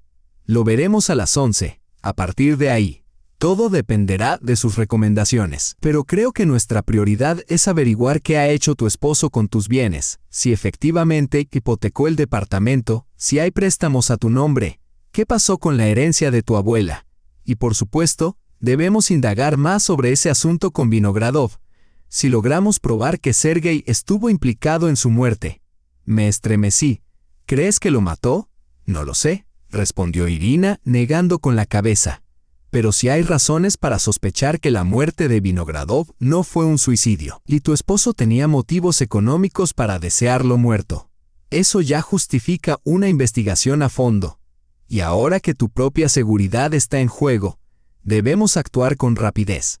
Intenté concentrarme en la comida, pero no pude tragar ni un bocado. Todo se sentía como una pesadilla de la que no lograba despertar. Tan solo 2 días atrás, era una mujer común con preocupaciones comunes, estudiantes difíciles, un artículo pendiente para una revista académica, pensar qué regalarle a mi esposo por su cumpleaños. Y ahora, era una fugitiva, escondida del hombre en quien más había confiado. Un hombre que quizá estuviera planeando mi muerte. ¿En qué piensas?, preguntó Irina al notar mi mirada perdida. En cómo todo cambió en un solo día, respondí, apartando el cuenco casi intacto. Ayer tenía una vida normal. Hoy ni siquiera sé si volveré a ver mi hogar, mis cosas, mis libros. Ese pensamiento me aterra casi tanto como la idea de que Sergei, de que tal vez él haya. No pude terminar la frase. La garganta se me cerró y las lágrimas comenzaron a arder en mis ojos. Escúchame, dijo Irina, tomándome la mano con delicadeza. Sé que tienes miedo, pero piénsalo bien, tu vida no cambió en un solo día. Cambió hace mucho, cuando tu esposo empezó a ser Dios sabe qué a tus espaldas. Lo que pasa es que entonces no lo sabías. Ahora sí, y eso te da una oportunidad, la de arreglar las cosas, de empezar de nuevo, sin mentiras, sin traición. ¿No es eso mejor que vivir en una ilusión con alguien que te ha estado engañando? Sus palabras eran una verdad amarga. Asentí, conteniendo el llanto. Tienes razón. Es solo que todo ha sido tan repentino. Lo sé, respondió apretando mi mano. Pero vas a salir de esto. Eres más fuerte de lo que crees. Ahora, miró el reloj. Necesitas llamar a tu marido y decirle que te has ido a un viaje de trabajo. Yo estaré aquí, por si necesitas algo. Habla con seguridad, sin rogar, pero sin levantar sospechas tampoco. Respiré hondo, me armé de valor y marqué el número de Sergei. Contestó al primer tono como si hubiese tenido el teléfono en la mano. Nadia, por fin. ¿Dónde estás? ¿Qué pasa? ¿Por qué no has respondido? Su voz sonaba preocupada, pero percibí algo extraño en su tono, una nota de falsedad. Hola, dije con calma, en tono frío. Perdona que no contestara. Me molestaron mucho tus acusaciones de ayer. Fueron injustas. Lo siento. Me dejé llevar, respondió con un matiz de remordimiento. Solo estaba preocupado. Nunca te habías quedado fuera hasta tan tarde. ¿Dónde estás? Voy a buscarte. No hace falta, repliqué, tras una breve pausa, como si dudara en decirle la verdad. Me han enviado de improviso a un viaje de trabajo. Justo después de tu llamada de anoche, me contactó el jefe del departamento. Hay una conferencia en San Petersburgo sobre literatura rusa contemporánea, y nuestra facultad necesitaba con urgencia un representante. El ponente principal se enfermó, así que me pidieron que lo sustituyera. Iré con un grupo de colegas. La universidad organizó un coche para llevarnos a la estación. ¿Qué viaje de trabajo? Su voz se tensó de inmediato. ¿Por qué no lo mencionaste antes? Ya te lo dije. Surgió de improviso. La decisión se tomó anoche. Iba a llamarte, pero después de tus acusaciones sin fundamento, sinceramente no tenía ganas de hablar. ¿Cuándo sales? Su tono se endureció. En 2 horas. El tren sale a las 12:20. Había consultado previamente el horario de trenes a San Petersburgo para sonar convincente. Te llevaré a la estación. No es necesario. Suavicé un poco la voz. Sergei, aún estoy dolida. Y además, ya viene alguien a buscarme. Vamos todos juntos en la furgoneta del departamento. Serán solo 4 días. Volveré el sábado por la noche. ¿Podemos hablar con calma entonces? ¿Ni siquiera vas a pasar por casa? Su voz era ahora abiertamente ansiosa. ¿Y tus cosas? ¿Tus documentos? Llevo todo lo necesario, mentí. Pensaba quedarme a dormir en casa de Katia, así que ya había preparado ropa y mi neceser. Y siempre llevo los documentos en el bolso. Si me falta algo, lo compraré en Petersburgo o lo pediré prestado. Nadia, esto no tiene sentido. Sergei empezaba a perder la paciencia. Nunca has actuado así. Hablemos. Voy a donde estés. ¿Dónde estás? Ya estoy en la universidad, mentí de nuevo. Tengo que irme. Estamos por salir. Te llamaré desde Petersburgo cuando llegue. Y sin esperar respuesta, colgué. Muy bien, asintió Irina con aprobación. Sonaste convincente. Supiste mantenerte firme. No me creyó, negué con la cabeza. Se le notaba en la voz, está sospechando. No importa, dijo Irina, restándole importancia con un gesto. Lo que importa es que ganamos algo de tiempo. Ahora tenemos que actuar con rapidez. Prepárate. Nos vemos con Sergei Petrovich en media hora. Sergei Petrovich Kuznetsov resultó ser un hombre delgado, de unos 50 años, con ojos grises penetrantes y el cabello cortado al ras, completamente canoso. A pesar de su edad, mantenía una postura erguida, casi militar. Todo en él transmitía disciplina y contención, un traje azul oscuro de corte sobrio, zapatos pulidos pero visiblemente usados, uñas prolijamente recortadas. Un hombre de orden, sin duda. ChatGPT said. Nos reunimos en un pequeño café cerca de la estación de metro Tretiakovskaya. Era un lugar sin pretensiones, con mesas de madera gastadas y cortinas algo descoloridas. Justo el tipo de sitio tranquilo, dijo Irina, donde se puede hablar con libertad, sin riesgo de ser reconocido. El local claramente alejado del circuito de moda que frecuentaba la élite empresarial a la que pertenecía Sergei, albergaba apenas unos pocos clientes, en su mayoría ancianos y algunos estudiantes absortos en sus lecturas. Nadie nos prestó atención. Bien, comenzó Kuznetsov con voz baja pero clara, haciendo pausas para sorber de una pequeña taza de café. He escuchado con atención su historia, Nadezhda Viktorovna, y debo decirle algo. No me gusta. En absoluto. Extrajo de su maletín desgastado una libreta de tapas de imitación cuero y un bolígrafo. Nada de smartphone, nada de tableta. De algún modo, eso me inspiró confianza. Era un hombre a la antigua, alguien que se fiaba de métodos probados. Vamos a aclarar algunos puntos, dijo mientras pasaba una página en blanco. Usted mencionó que su esposo hablaba de un tal Oleg Vinogradov. Ya hemos determinado que ese hombre fue socio comercial de su marido y que falleció en circunstancias sospechosas. Solo eso, añadió. Ya representa una señal de alarma, como solíamos decir en la fuerza. ¿Qué más tenemos? Una conversación sobre sus bienes, la insinuación de que tendrá que empezar desde cero, menciones de cuentas en el extranjero y una hipoteca contratada sin su conocimiento. Francamente, el panorama que se perfila es profundamente inquietante. ¿Cree usted que sería capaz de...?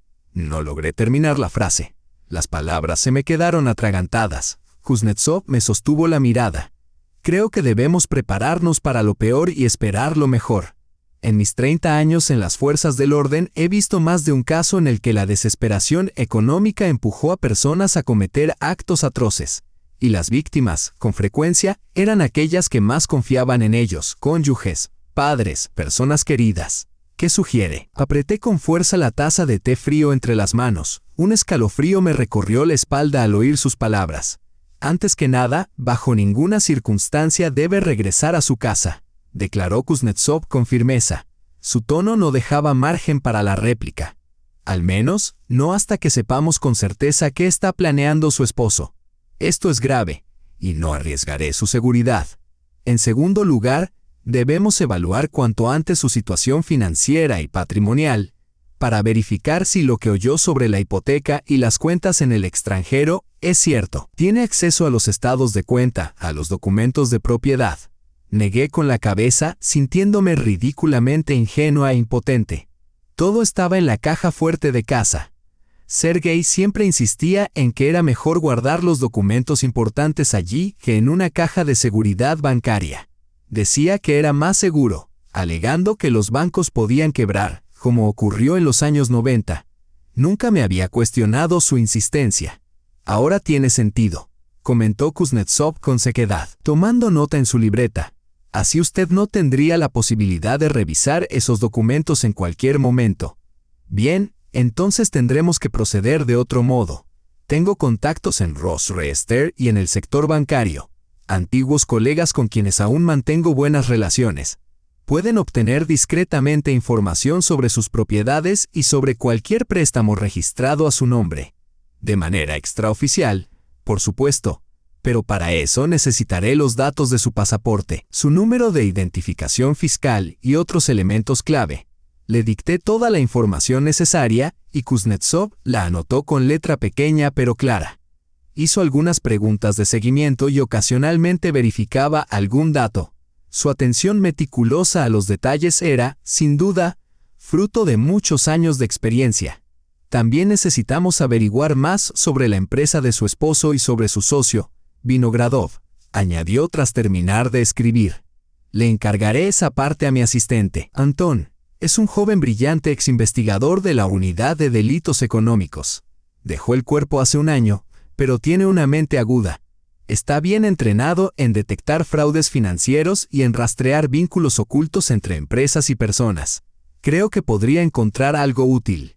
¿Y yo qué debería hacer?, pregunté, sintiéndome inútil. ¿Quedarme de brazos cruzados mientras ustedes lo descubren todo? En absoluto, replicó Kuznetsov, negando con la cabeza. Debe mantener la apariencia de que está en un viaje de trabajo. Llame a su esposo una vez al día.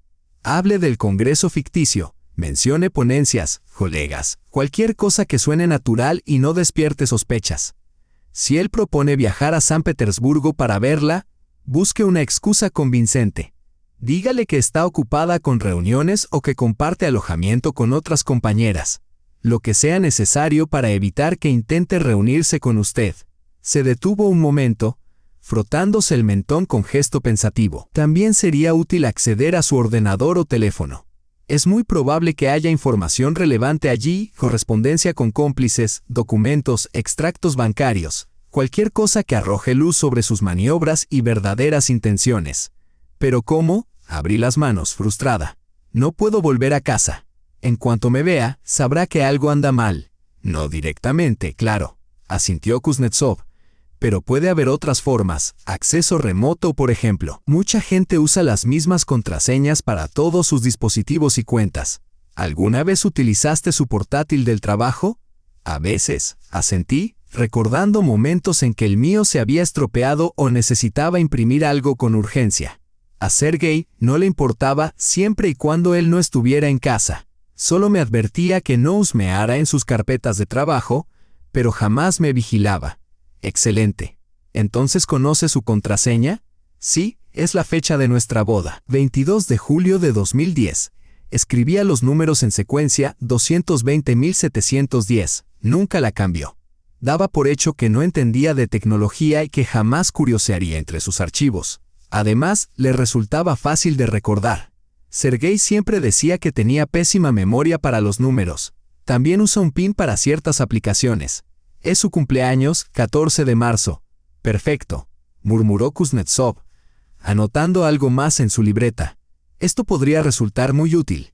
Te sorprendería saber cuántos criminales caen por detalles tan nimios. Reutilizar contraseñas o elegir combinaciones fáciles de recordar.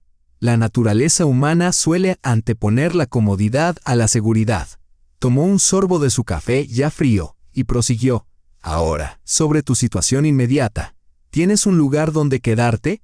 Es arriesgado permanecer en casa de Irina Konstantinovna. Si tu esposo comienza a buscarte, revisará primero a tus amigos y colegas más cercanos.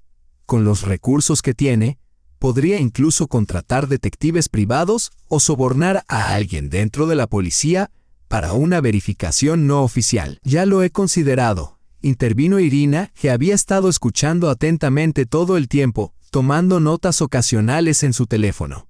Reservé un apartamento de alquiler a corto plazo a mi nombre, pagado en efectivo. No hay rastro en línea. Solo yo conozco la dirección. Ni siquiera la casera sabe quién se instalará allí, simplemente dejó las llaves con el conserje. Inteligente, asintió Kuznetsov, visiblemente complacido. Aún así, tomen precauciones adicionales. No usen tarjetas bancarias. Desactiva la geolocalización del móvil. Mejor aún, compra un teléfono nuevo con una SIM diferente. Paga todo en efectivo y evita lugares donde pudieras encontrarte con alguien conocido, nada de cafés favoritos, centros comerciales o eventos culturales.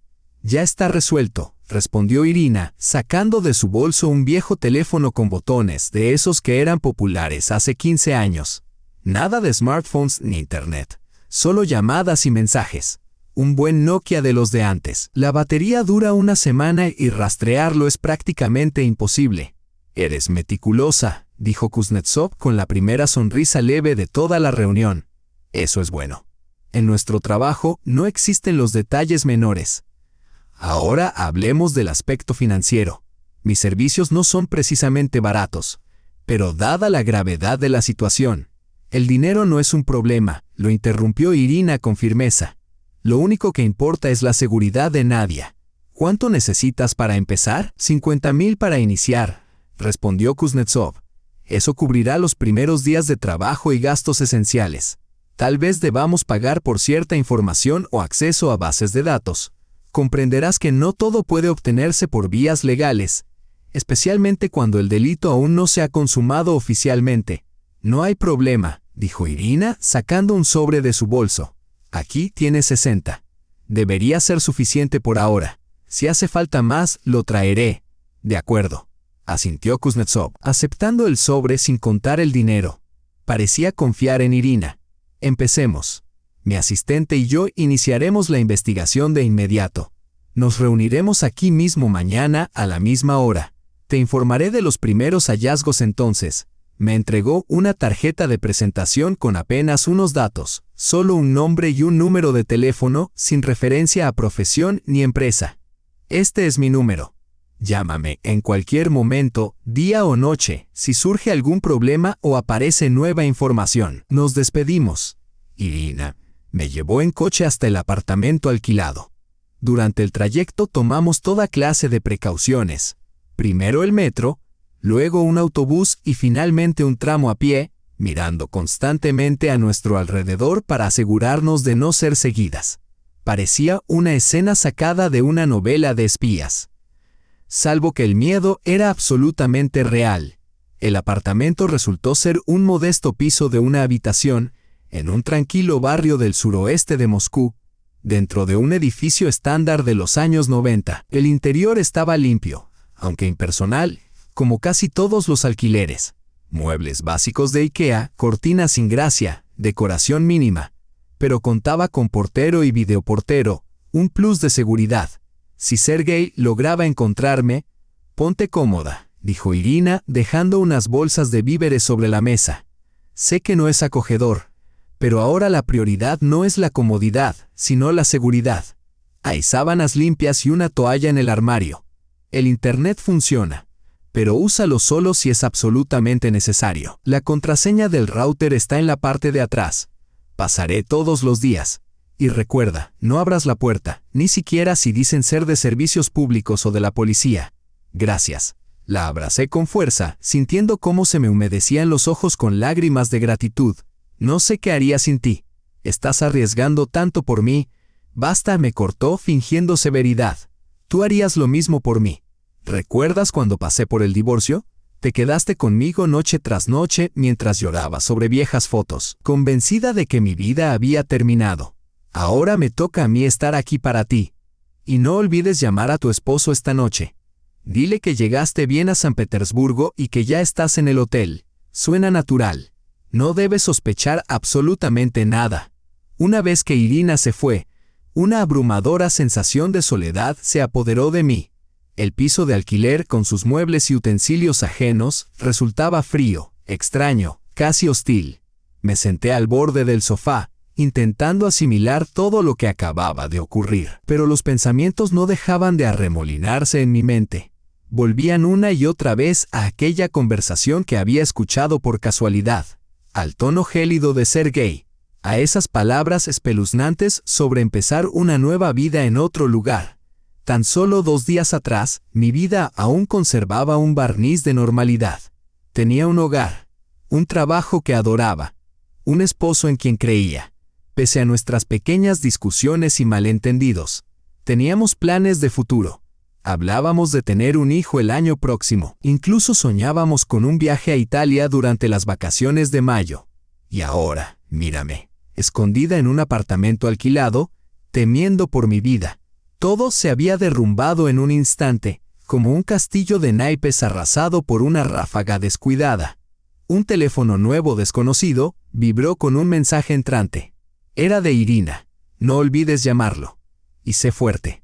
Eres más fuerte de lo que crees. Saldremos adelante. Inspiré hondo y marqué el número de Sergei desde el viejo Nokia. Era hora de retomar el papel de esposa inocente, lo bastante convincente como para ganar tiempo y averiguar qué estaba planeando en realidad aquel hombre al que una vez amé con todo mi corazón. La conversación telefónica con Sergei fue todo menos fácil. Tuve que escoger cada palabra con sumo cuidado, sonar natural, sin revelar mi verdadera ubicación. Hablé de una conferencia inexistente, de presentaciones que jamás había oído, de personas que en realidad no conocía. Por suerte, había estado en San Petersburgo suficientes veces como para describir sin titubeos el trayecto desde la estación hasta el Hotel Oktiabrskaya, donde supuestamente se alojaba nuestra delegación. Una mentira se sumaba a otra, y el peso de todas ellas me hacía sentir físicamente enferma, como si una película de suciedad invisible se hubiese adherido a mi piel. ¿Todo bien, cariño?, preguntó Sergei en un momento dado. Tu voz suena rara, tensa. Solo estoy cansada, respondí, tratando de reprimir un bostezo. El viaje fue agotador y de inmediato empezó la sesión plenaria. Ya sabes cómo son estas conferencias, no hay ni un minuto para descansar. Y no dormí bien. Tus acusaciones me arruinaron el ánimo. Agregué esa última frase a propósito, para justificar mi frialdad y recordarle que aún estaba dolida por su arrebato de celos la noche anterior. Me salió con total naturalidad. Ya habíamos discutido otras veces, y yo podía estar enfadada durante días. Perdóname, dijo. Su voz parecía teñida de remordimiento, o al menos eso aparentaba. Pero ahora dudaba de todo, cuando se trataba de Sergei. ¿Había sido alguna vez sincero conmigo? Me excedí, añadió. Solo estaba preocupado. Nunca antes habías pasado la noche fuera sin avisarme. Porque siempre exageras, repliqué improvisando. Por eso acepté la oferta de venir a la conferencia. No estamos atravesando nuestro mejor momento. Tal vez un poco de distancia nos venga bien. Para reflexionar, ¿de qué estás hablando?, preguntó con preocupación creciente. ¿Distancia? Pero si entre nosotros todo está bien, no finjas que no lo entiendes, dije con un suspiro cansado, más resignado que acusador. Estás irritable desde hace meses. Te encierras en ti mismo, casi no estás en casa. Apenas hablamos, y luego vinieron esas acusaciones absurdas de infidelidad. No está bien y lo sabes. Hubo un silencio.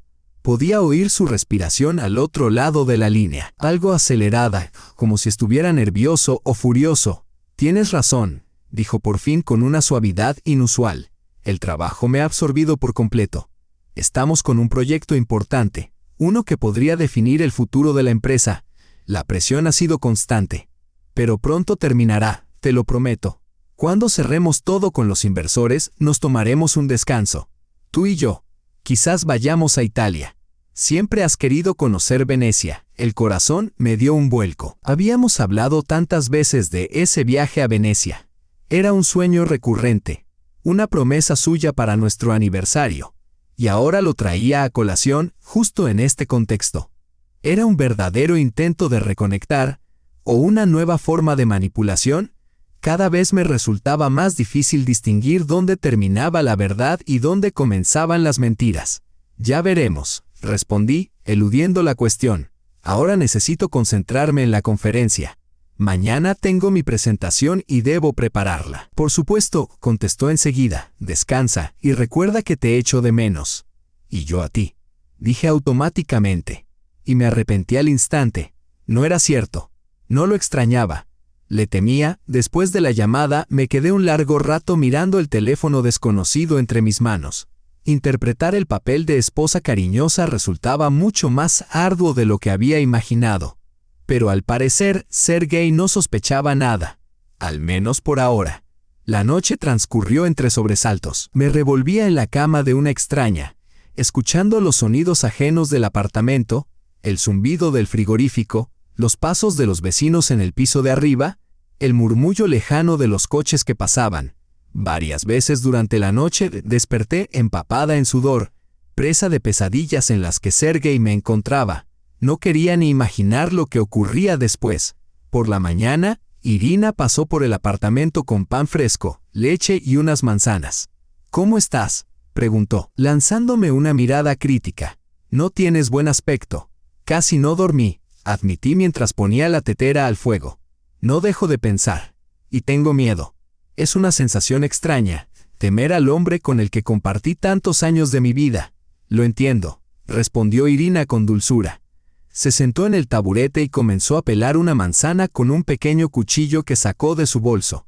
Cuando descubrí que Mijail me engañaba con una colega, sentí algo parecido, como si el suelo se abriera bajo mis pies. Claro, él no amenazó mi vida, pero la traición en sí, negó con la cabeza. «En fin, comprendo cómo te sientes. Pero ahora tienes que recomponerte. Hoy es un día importante». Kuznetsov llamó. «¿Tiene noticias?». «¿Qué tipo de noticias?». Me quedé petrificada con la taza aún en la mano. No quiso explicarse por teléfono, pero sonaba serio. «Nos veremos a las 2 en el mismo café de antes». El día transcurrió con una lentitud exasperante. Intenté leer una novela policíaca que habían dejado los antiguos inquilinos, pero me fue imposible concentrarme. Mi mente volvía una y otra vez a Sergei, a nuestra vida en común y a todo lo que había oído aquella noche terrible. Finalmente, llegó la hora de partir. Irina y yo actuamos con la misma cautela que la vez anterior.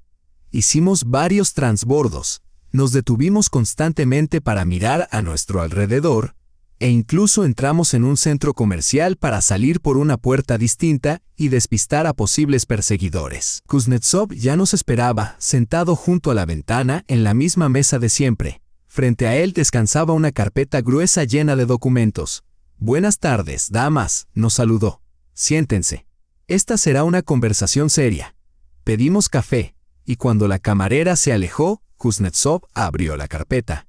«Empezaré con las buenas noticias», dijo.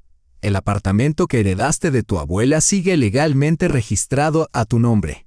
En el registro de la propiedad no figura ningún cambio de titularidad ni cargas pendientes». «Gracias a Dios», exhalé aliviada. «Pero no cantes victoria», advirtió Kuznetsov. «Eso no significa que todo esté bien. Se han solicitado 2 préstamos a tu nombre en diferentes bancos por un total de 8 millones de rublos. Uno hace 3 años y otro hace 8 meses. Sentí como la sangre se me helaba en las venas. Pero yo nunca pedí ningún préstamo». «Era lo que sospechaba», asintió Kuznetsov. «Lo más probable es que tu marido falsificara tu firma o utilizara una firma digital registrada a tu nombre. Si tenía acceso a tus documentos, eso habría sido suficiente. Pero ¿cómo pudieron los bancos aprobar esas sumas sin mi presencia física? Con las conexiones adecuadas y el dinero necesario, muchas cosas son posibles». Se encogió de hombros. «También pudo haber usado a una cómplice que se pareciera a ti. Algunos bancos no son muy rigurosos a la hora de verificar la identidad, especialmente si el cliente viene recomendado por alguien influyente. ¿Y ahora qué hago?». Me llevé las manos a la cabeza. «Debo 8 millones que jamás recibí». «Tranquila», levantó una mano. «Podemos impugnar esos préstamos si demostramos que las firmas fueron falsificadas y que nunca recibiste los fondos. Pero eso vendrá después. Por ahora, hay asuntos más urgentes».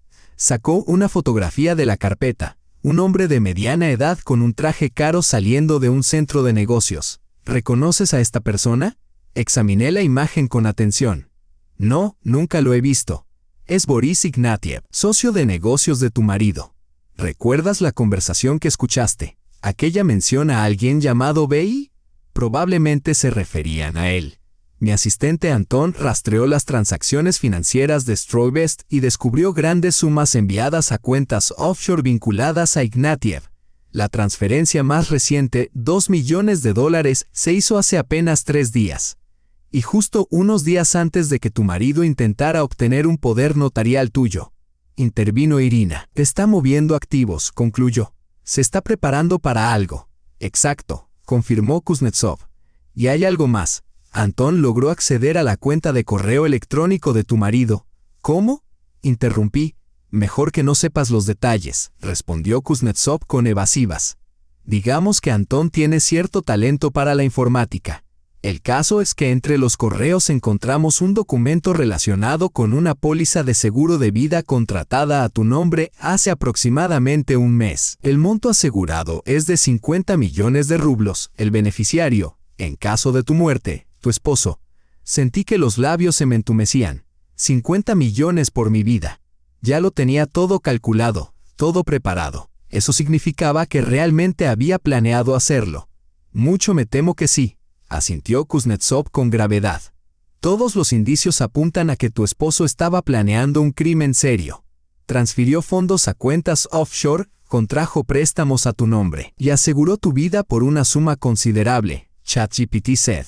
Todo lo que faltaba era que yo firmara un poder notarial para que él pudiera administrar mis propiedades. No terminó la frase, pero lo entendí perfectamente. Mi propio esposo había estado planeando mi asesinato.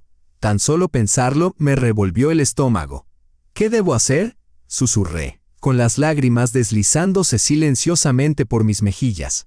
Primero cálmese, dijo Kuznetsov con firmeza. Entrar en pánico no nos servirá de nada. Ya contamos con pruebas de fraude financiero, suficientes para acudir a la policía. Pero aún nos falta una prueba directa de un intento de asesinato. Sin ella, es poco probable que las autoridades tomen en serio su denuncia. En el mejor de los casos, su esposo enfrentaría cargos por estafa. Y eso no bastaría para impedir que vuelva por usted más adelante. Entonces, ¿qué sugiere?, pregunté. Necesitamos más información, respondió Kuznetsov. Debemos descubrir los detalles concretos de su plan. Puede que haya dejado pistas en casa, en su oficina, en mensajes a sus cómplices. Seguiremos investigando. Pero por ahora, Nadezhda Viktorovna debe seguir interpretando el papel de esposa inocente y confiada. Asentí, secándome las lágrimas. Está bien, haré lo posible. Y hay algo más, dijo Kuznetsov bajando la voz. Investigamos la muerte de Oleg Vinogradov. Oficialmente fue un suicidio. Pero un perito forense amigo mío revisó el caso de manera extraoficial. Detectó varias incongruencias. Por ejemplo, no se hallaron huellas dactilares en el interruptor de encendido del coche de Vinogradov. Y hay más. El día antes de morir, se reunió con un periodista de una revista económica. Al parecer, iba a dar una entrevista sobre corrupción en el sector de la construcción. ¿Cree que lo asesinaron?, pregunté, conteniendo la respiración. Es solo una hipótesis, respondió con cautela Kuznetsov. Pero si se confirma, la situación cambia radicalmente. El fraude financiero es una cosa. Ser cómplice de un asesinato es otra muy distinta. Hablamos durante una hora más, repasando los detalles. Kuznetsov me dio algunas recomendaciones para mi próxima conversación con Sergei. ¿Qué decir? ¿Qué evitar? Acordamos volver a hablar al día siguiente e Irina y yo regresamos a nuestro apartamento alquilado. El silencio durante el trayecto fue opresivo. Finalmente, Irina lo rompió. «Sabes, Nadia, jamás imaginé que fuera tan grave. Pensé, bueno, que tu marido quería divorciarse, tal vez estafarte, cargarte con deudas. Pero planear tu muerte, eso es inhumano». Asentí en silencio. Por dentro sentía un vacío helado. Uno pensaría que, tras oír algo así, me rompería a llorar, gritaría, caería en una crisis histérica. Pero no, era como si todas mis emociones se hubieran consumido en una sola llamarada, dejando únicamente una conciencia fría y límpida. El hombre en quien más confiaba en el mundo. Quería verme muerta. Esa misma noche volví a hablar con Sergei por teléfono. Le conté historias inventadas sobre reuniones de investigación, antiguos colegas, planes para el día siguiente. Su voz sonaba como siempre, afectuosa, con ese leve tono de aburrimiento cuando divagaba sobre debates académicos. Incluso, bromeó un poco, recordando viajes pasados a San Petersburgo. Y yo no podía dejar de pensar, ¿cómo puede alguien actuar tan bien? ¿Cómo puede una persona hablar de amor mientras planea en secreto el asesinato de quien dice amar? Después de la llamada, estuve mucho rato bajo la ducha, como si pudiera lavar la inmundicia de sus mentiras. Luego me senté sola en la cocina con una taza de té frío entre las manos, mirando la oscuridad tras la ventana y preguntándome en qué momento mi vida se había torcido tanto. Mi teléfono sonó. Un mensaje de Irina. ¿Aún despierta? ¿Cómo fue? Bien, respondí. No sospecha nada. Perfecto, sé fuerte. Lo desenmascararemos. Quise escribir algo más, pero en ese momento, alguien llamó a la puerta. 3 golpes breves e insistentes. Me quedé paralizada, aferrando el móvil. ¿Quién podría ser? Irina me habría advertido si pensaba venir. El conserje jamás dejaría pasar a un extraño, a menos que... El corazón empezó a latirme con violencia. ¿Y si Sergei me había encontrado? ¿Cómo? Me acerqué en puntillas a la puerta y miré por la mirilla. Un hombre de mediana edad, con chaqueta oscura, estaba de pie en el rellano. Su expresión era tensa, miraba a su alrededor con nerviosismo, como temiendo ser visto. Sostenía un sobre en la mano. Retrocedí con cuidado, procurando no hacer ruido. ¿Quién era? ¿Qué quería? Y lo más importante, ¿cómo me había encontrado? Volvieron a llamar, esta vez con más fuerza. Y entonces una voz amortiguada. Nadezhda Viktorovna, sé que está ahí. Me llamo Boris Ignatiev. Necesitamos hablar. Es sobre su esposo y lo que está planeando. Me quedé inmóvil sin saber qué hacer. Boris Ignatiev, el socio que Sergei había mencionado, el mismo del que habló Kuznetsov, el hombre a quien mi marido había desviado millones hacia cuentas en paraísos fiscales. ¿Pero cómo me había encontrado? ¿Y por qué justo ahora? ¿Era esto una trampa? Miré el reloj, las 11 de la noche. Hora muy impropia para una visita de negocios. Nadezhda Viktorovna, por favor. Insistió su voz, más baja ahora, pero aún más apremiante. Vine solo, sin escoltas. Esto es importante. Tiene que ver con su seguridad. Tengo pruebas, evidencias contra su esposo. Entiendo que no confía en mí, pero créame, tenemos un enemigo en común. Había algo en su voz. Un tono de urgencia sincera, tal vez incluso de desesperación, que me hizo tomar una decisión. Cogí un cuchillo de cocina. Una defensa precaria, pero mejor que nada. Escondiéndolo tras mi espalda, me acerqué a la puerta. ¿Quién es usted y cómo me encontró? Pregunté sin abrir, tratando de que mi voz no temblara. Soy socio de su esposo, respondió. Sergei, Oleg Vinogradov y yo fundamos Stroinvest hace 15 años. La encontré gracias a un contacto en el área de seguridad de una compañía telefónica. Rastrearon la ubicación de una llamada que hizo, desde su nuevo número, al antiguo móvil de su esposo. Le juro que vengo a ayudarla. Sergei está planeando algo atroz y me niego a ser cómplice. Yo también estoy en peligro. Igual que usted. Vacilé. Abrirle la puerta a un desconocido era un riesgo.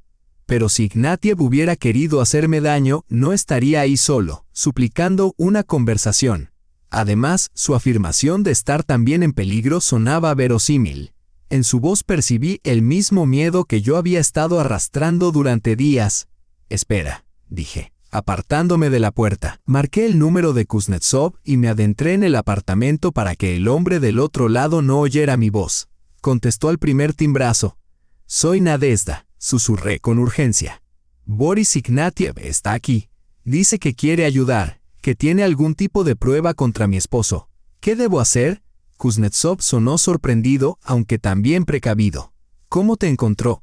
Dijo que un contacto suyo en la compañía telefónica rastreó la llamada que hice desde mi nuevo número al antiguo teléfono de Sergei. Maldición, murmuró Kuznetsov.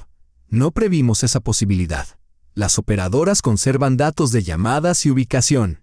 Y hombres como tu esposo suelen tener contactos en todas partes. Escucha, no puedo ir ahora mismo. Estoy al otro lado de la ciudad, reunido con un informante del caso Vinogradov. Pero si realmente estás solo, tal vez valga la pena oírlo. Podría tener información que necesitamos.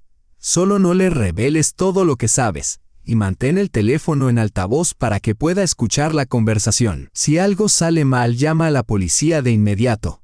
Ellos llegarán antes que yo. Inspiré hondo y con el cuchillo aún escondido tras la espalda, regresé a la puerta. Miré una vez más por la mirilla. El hombre parecía tenso pero no agresivo. Solo sostenía un sobre en la mano, sin rastro de arma. Está bien, abriré la puerta, dije, alzando la voz lo justo para que se oyera a través de la madera. Pero mi teléfono está encendido y un amigo está escuchando. Si algo me sucede, la policía estará aquí en minutos. Lo entiendo, respondió Ignatiev. Yo haría lo mismo en tu lugar. Giré lentamente la llave en la cerradura y abrí apenas un resquicio, lista para cerrarla de golpe al menor indicio de peligro. Pero Ignatiev simplemente permaneció allí, con el sobre extendido ante sí como una especie de salvoconducto. Boris Ignatiev se veía aún más demacrado que en la fotografía que me había mostrado Kuznetsov. Ojeras profundas, mirada nerviosa que recorría el apartamento, el cabello encanecido y revuelto. Todo en él revelaba a un hombre al borde del colapso. Su traje caro estaba arrugado, la corbata torcida, y una pequeña contusión en la mejilla delataba que había estado involucrado en algún altercado reciente. «Pase», le dije, apartándome para dejarlo entrar, aunque no solté el cuchillo en ningún momento. «Pero que quede claro, no estoy sola. Alguien está en línea». Escuchando cada palabra, Ignatiev asintió brevemente y se dirigió a la cocina, donde se sentó a la mesa y colocó el sobre frente a él. Noté que le temblaban ligeramente las manos. No supe si por ansiedad o agotamiento. «Comprendo tu desconfianza», comenzó, frotándose el puente de la nariz con un gesto cansado. «Si estuviera en tu lugar, tampoco confiaría en nadie del entorno de Sergei. Pero créeme, he venido a ayudarte, y lo que es aún más importante, a advertirte. Estás en un peligro mucho mayor del que imaginas».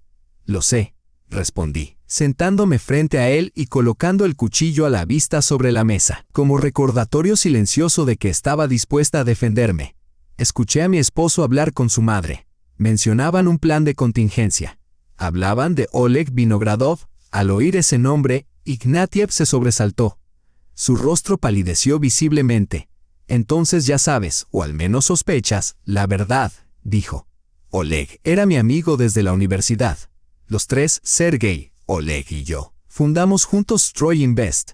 Empezamos con reformas de apartamentos, contratos menores, pero el negocio creció y se convirtió en una verdadera empresa constructora». Se detuvo unos segundos, como si estuviera ordenando sus pensamientos. Luego Oleg empezó a sospechar que Sergei realizaba operaciones turbias a nuestras espaldas, desvío de fondos a cuentas offshore, contratos ficticios con empresas fantasma. Quiso iniciar una auditoría independiente, pero no llegó a hacerlo. Lo encontraron muerto en su coche, en la entrada de su casa de campo. ¿Suicidio?, pregunté, aunque ya conocía la respuesta. «Oficialmente, sí», asintió Ignatiev. «Inhalación de monóxido. El motor estaba encendido. Un suicidio de manual. Pero yo nunca lo creí. Oleg amaba la vida. Tenía una familia que lo adoraba, una empresa exitosa, planes de futuro, no tenía razones para quitarse la vida. Además, me llamó el día anterior. Dijo que tenía documentos que probaban el fraude de Sergei. Quería encontrarse conmigo y mostrármelos. Pero esa reunión nunca ocurrió. ¿Crees que mi esposo lo mató?». La pregunta me dejó un sabor amargo en la boca. Una cosa era sospechar que Sergei tramaba mi muerte, pero pensar que ya había asesinado antes, no puedo afirmarlo, negó con la cabeza. No lo vi hacerlo, y no tengo pruebas directas, pero hay demasiadas coincidencias. Tras la muerte de Oleg, Sergei presentó documentos según los cuales Oleg le había vendido sus acciones el día anterior. Su viuda intentó impugnar el trato. Alegó que la firma era falsa y que su esposo jamás mencionó tal venta. Pero el tribunal falló a favor de Sergei. Sus contactos hicieron lo suyo, siempre ha sabido rodearse de personas influyentes. Y después, lo apuré, anticipando ya hacia dónde se dirigía todo. Después comenzaron a sucederme cosas a mí, dijo tamborileando con los dedos sobre la mesa. Al principio fue sutil. Sergei empezó a marginarme, a excluirme de reuniones importantes, tomaba decisiones sin consultarme. Luego, desaparecieron documentos de mi caja fuerte, contratos clave, informes financieros. Descubrí que se habían solicitado grandes préstamos a mi nombre para proyectos turbios que yo desconocía. Y finalmente, hace un mes, escuché accidentalmente una conversación de Sergei en la oficina.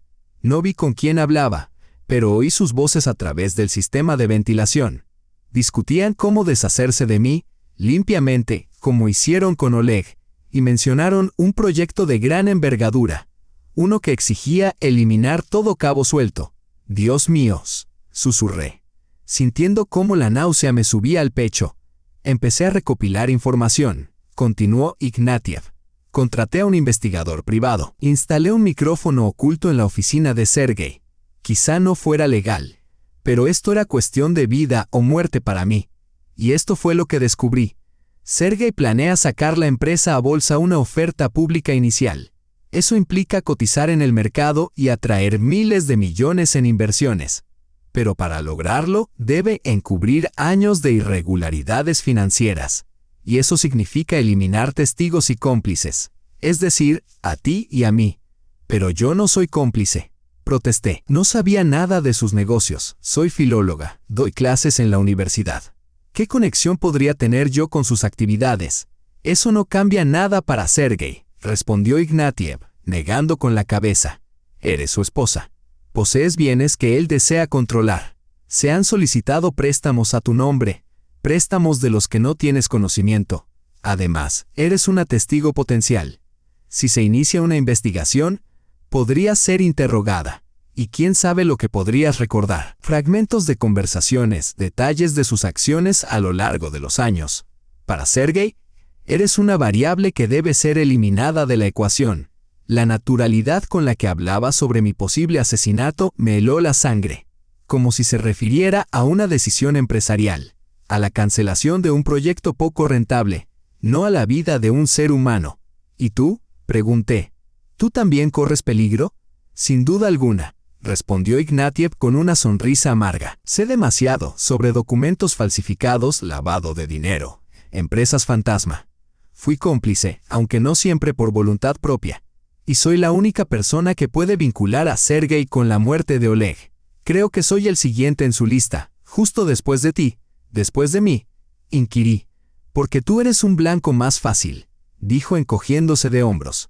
No estás involucrada en sus negocios. No tienes guardaespaldas ni contactos influyentes que puedan presionar para que se inicie una investigación. Y tu muerte le reportaría un beneficio económico inmediato, el seguro, la herencia y nadie que reclame los bienes compartidos. Guardó silencio, al notar la expresión en mi rostro. Lo siento, añadió con un tono más suave. Estoy hablando como un hombre de negocios, calculando resultados.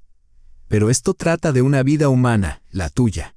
Y no quiero formar parte de esto. Yo también tengo una familia, hijos, y conciencia, aunque Sergey crea lo contrario. ¿Qué hay en el sobre?, pregunté, señalando el paquete que había sostenido todo el tiempo. Pruebas, respondió Ignatiev, deslizándolo por la mesa. Copias de documentos que muestran transferencias a cuentas en el extranjero, contratos falsificados, extractos bancarios. Y lo más importante, una grabación de una conversación entre Sergey y un tal Maxim Korneev. Fue agente del FSB, ahora trabaja como experto privado en ciberseguridad. Digamos que se encarga de asuntos delicados. Hablan de cómo eliminar el problema. Así se refiere Sergey a ti. El plan consiste en simular un accidente en tu casa de campo. Algo relacionado con un calentador de gas y una intoxicación por monóxido de carbono. Sentí que los labios se me entumecían. A mi mente acudieron retazos de una conversación que había escuchado antes. El plan de respaldo. Una nueva vida en otra parte. La historia de Oleg Vinogradov. Ese era el plan. No solo despojarme de mis bienes, sino matarme, encubriendo todo como un trágico accidente. ¿Cuándo?, pregunté, apenas capaz de articular palabra. Este fin de semana, respondió Ignatiev. En tu dacha, en el distrito de Istra. Sergey pensaba convencerte de ir después de tu viaje de negocios, hablar de reconciliación, pasar un fin de semana romántico, y luego el accidente fatal. Un viudo desconsolado y 50 millones en seguros. ¿Cómo sabes lo del seguro?, pregunté con recelo. Ya te lo dije. Tengo pruebas, dijo, señalando el sobre. Dentro hay una copia de la póliza. Sergey la contrató hace un mes, por una suma considerable. En caso de tu muerte, él es el único beneficiario. Un montaje clásico para un crimen como este. Me quedé mirando el sobre, incapaz de tocarlo. Dentro había documentos que probaban que el hombre con el que había compartido 12 años de mi vida no solo me había engañado durante todo ese tiempo, sino que además había planeado matarme. Era demasiado atroz, demasiado irreal, como la trama de una novela negra, no la vida de una profesora universitaria de filología. ¿Qué hago ahora?, pregunté alzando la vista hacia Ignatiev. He contratado a un investigador privado. Está reuniendo más pruebas. Pero si todo lo que has dicho es cierto, tenemos que acudir a la policía de inmediato. Esto es un intento de homicidio. La policía no ayudará. Ignatiev negó con la cabeza, con la resignación amarga de quien conoce el sistema desde dentro. No de inmediato, al menos. Sergei tiene demasiados contactos, incluso dentro de las fuerzas del orden. Tiene amigos en la fiscalía, en la policía. Siempre supo encontrar a las personas adecuadas y cómo recompensarlas. Tu denuncia podría extraviarse, la investigación prolongarse durante meses, las pruebas declararse insuficientes. No terminó la frase, pero comprendí perfectamente lo que quería decir. El pánico comenzó a apoderarse de mí. No podía sentarme a esperar a que Sergei ejecutara su plan. No quería morir. Tengo un plan, dijo Ignatiev, inclinándose hacia mí, bajando la voz como si temiera que nos estuvieran escuchando. Podemos hacer que Sergei confiese. Grabar su confesión en audio o en video. Algo tan claro e irrefutable que ni siquiera sus contactos podrían enterrarlo. Lo miré con escepticismo. Sergei no era tan ingenuo como para confesar sus planes. Siempre había sido cuidadoso con sus palabras, incluso en casa. Lo provocaremos, respondió Ignatiev, con un destello extraño en la mirada, mezcla de excitación y desesperación. Le diré que lo sabes todo y que estás dispuesta a testificar, que tienes pruebas de su implicación en la muerte de Oleg y que hay documentos que él desconoce, documentos en tu poder. Se pondrá nervioso, empezará a amenazarte. Puede que se le escape algún detalle incriminatorio. Y todo quedará grabado. Luego llevaremos la grabación directamente al comité de investigación, sin pasar por la policía. Conozco gente allí. Harán que el caso quede bajo supervisión especial. Con pruebas así, ni los amigos de Sergei en uniforme podrán protegerlo. Me mordí el labio, sopesándolo todo. El plan sonaba arriesgado, casi temerario, pero tenía cierta lógica. Sin pruebas contundentes, ¿quién creería que un empresario exitoso estaba planeando asesinar a su esposa por dinero, o que estaba implicado en la muerte de su socio? Necesitábamos algo irrefutable, que no pudiera ser descartado como un drama conyugal o la imaginación de una mujer despechada. ¿Cuándo?, pregunté, aún sin saber si estaba preparada para involucrarme en algo tan peligroso. Cuanto antes, mejor, respondió Ignatiev, mirando con inquietud su reloj. Mientras Sergei crea que estás en una conferencia en San Petersburgo, tenemos la ventaja del factor sorpresa. No se lo espera. No está preparado para una confrontación.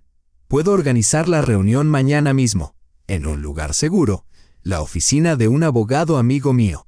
Tiene entrada privada y un sistema de seguridad completo. Habrá personas allí para protegerte si algo sale mal. Necesito tiempo para pensarlo, dije, aún dudando. Y necesito hablarlo con una amiga. Deliberadamente, no mencioné el nombre de Kuznetsov. Aún no sabía hasta qué punto podía confiar en Ignatiev. Era una decisión demasiado seria como para tomarla por impulso. Por supuesto, asintió con comprensión. Pero no tardes demasiado. Lo tenemos mucho margen. Si Sergei sospecha algo, puede adelantar sus planes o modificarlos de un modo que no podamos anticipar. Es astuto y letal cuando se siente acorralado. Se puso de pie arreglando su chaqueta arrugada mientras se preparaba para marcharse. Hay una tarjeta con mi número en el sobre. Llámame cuando tomes una decisión. Y por favor, ten cuidado.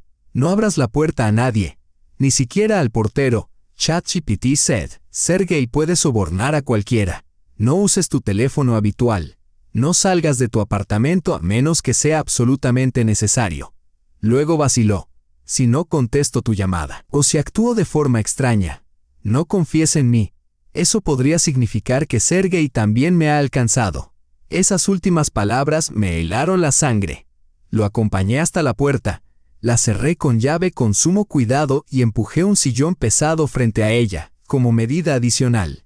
Una precaución infantil, tal vez, pero me brindaba una ilusión de seguridad. Cuando la puerta finalmente se cerró detrás de Ignatiev, me dejé caer en el sofá, aún aferrada al sobre que contenía las pruebas. Solo entonces noté cuánto me temblaban las manos. El corazón me latía con fuerza, la respiración entrecortada, errática. El ataque de pánico, que había estado gestándose en silencio, me golpeó de lleno. La habitación giraba. Un nudo de náusea me subía por la garganta y los pulmones se contraían, negándose a dejar pasar el aire. Respira. Solo respira, me dije, tratando de concentrarme en el ritmo de mi respiración, tal como me había enseñado la psicóloga a la que acudí tras la muerte de mi abuela. Inhala por la nariz, exhala por la boca. Despacio, de forma constante. Poco a poco el pánico fue cediendo y recuperé una frágil sensación de control. Lo primero que debía hacer era llamar a Kuznetsov. Aún seguía en línea. Había escuchado toda la conversación con Ignatiev. ¿Qué opinas?, le pregunté en cuanto respondió. ¿Es de fiar? Es difícil decirlo, replicó Kuznetsov con tono reflexivo.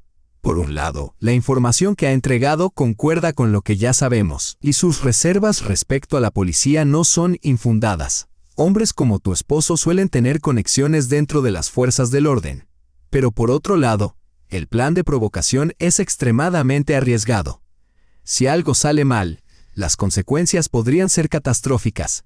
¿Qué sugieres? Reunámonos mañana por la mañana y discutámoslo en persona, propuso Kuznetsov. Quiero revisar los documentos que trajo. Y también le pediré a mi asistente, Anton, que investigue los antecedentes de Ignatiev. Puede que no sea tan transparente como aparenta. ¿Crees que podría ser una trampa? Un escalofrío me recorrió la espalda. Que Ignatiev trabaje para Sergei. No descarto ninguna posibilidad, contestó Kuznetsov con seriedad. En asuntos como este no se puede confiar plenamente en nadie. Tu esposo es astuto y tiene recursos. Es posible que haya descubierto dónde te escondes y esté intentando hacerte salir. O quizá no lo ha hecho, y Ignatiev realmente quiere ayudarte. En cualquier caso, debemos contemplar todos los escenarios. Después de la llamada, abrí el sobre. Dentro había copias de extractos bancarios, contratos con anotaciones manuscritas y una póliza de seguro a mi nombre. La sangre se me heló al ver la cifra, 50 millones de rublos. También había una memoria USB etiquetada. Conversación con K y MK. El 12 de octubre de 2025, inserté la memoria en el portátil que Irina me había traído. La grabación tenía una calidad pésima, llena de interferencias y ruido estático, pero las voces eran inconfundibles. Una de ellas era la de Sergei, reconocería su tono entre miles. La otra me era desconocida. Una voz grave, ronca. Tiene que parecer limpio. Como la vez anterior, decía Sergei. Nada de huellas ni sospechas. Solo un desafortunado accidente. No se preocupe, Sergei Alexeyevich, respondía la segunda voz. Será igual que con Vinogradov. El calefactor de gas en la casa de campo, el escenario perfecto. Una fuga, pérdida de conciencia. Nadie sospechará nada.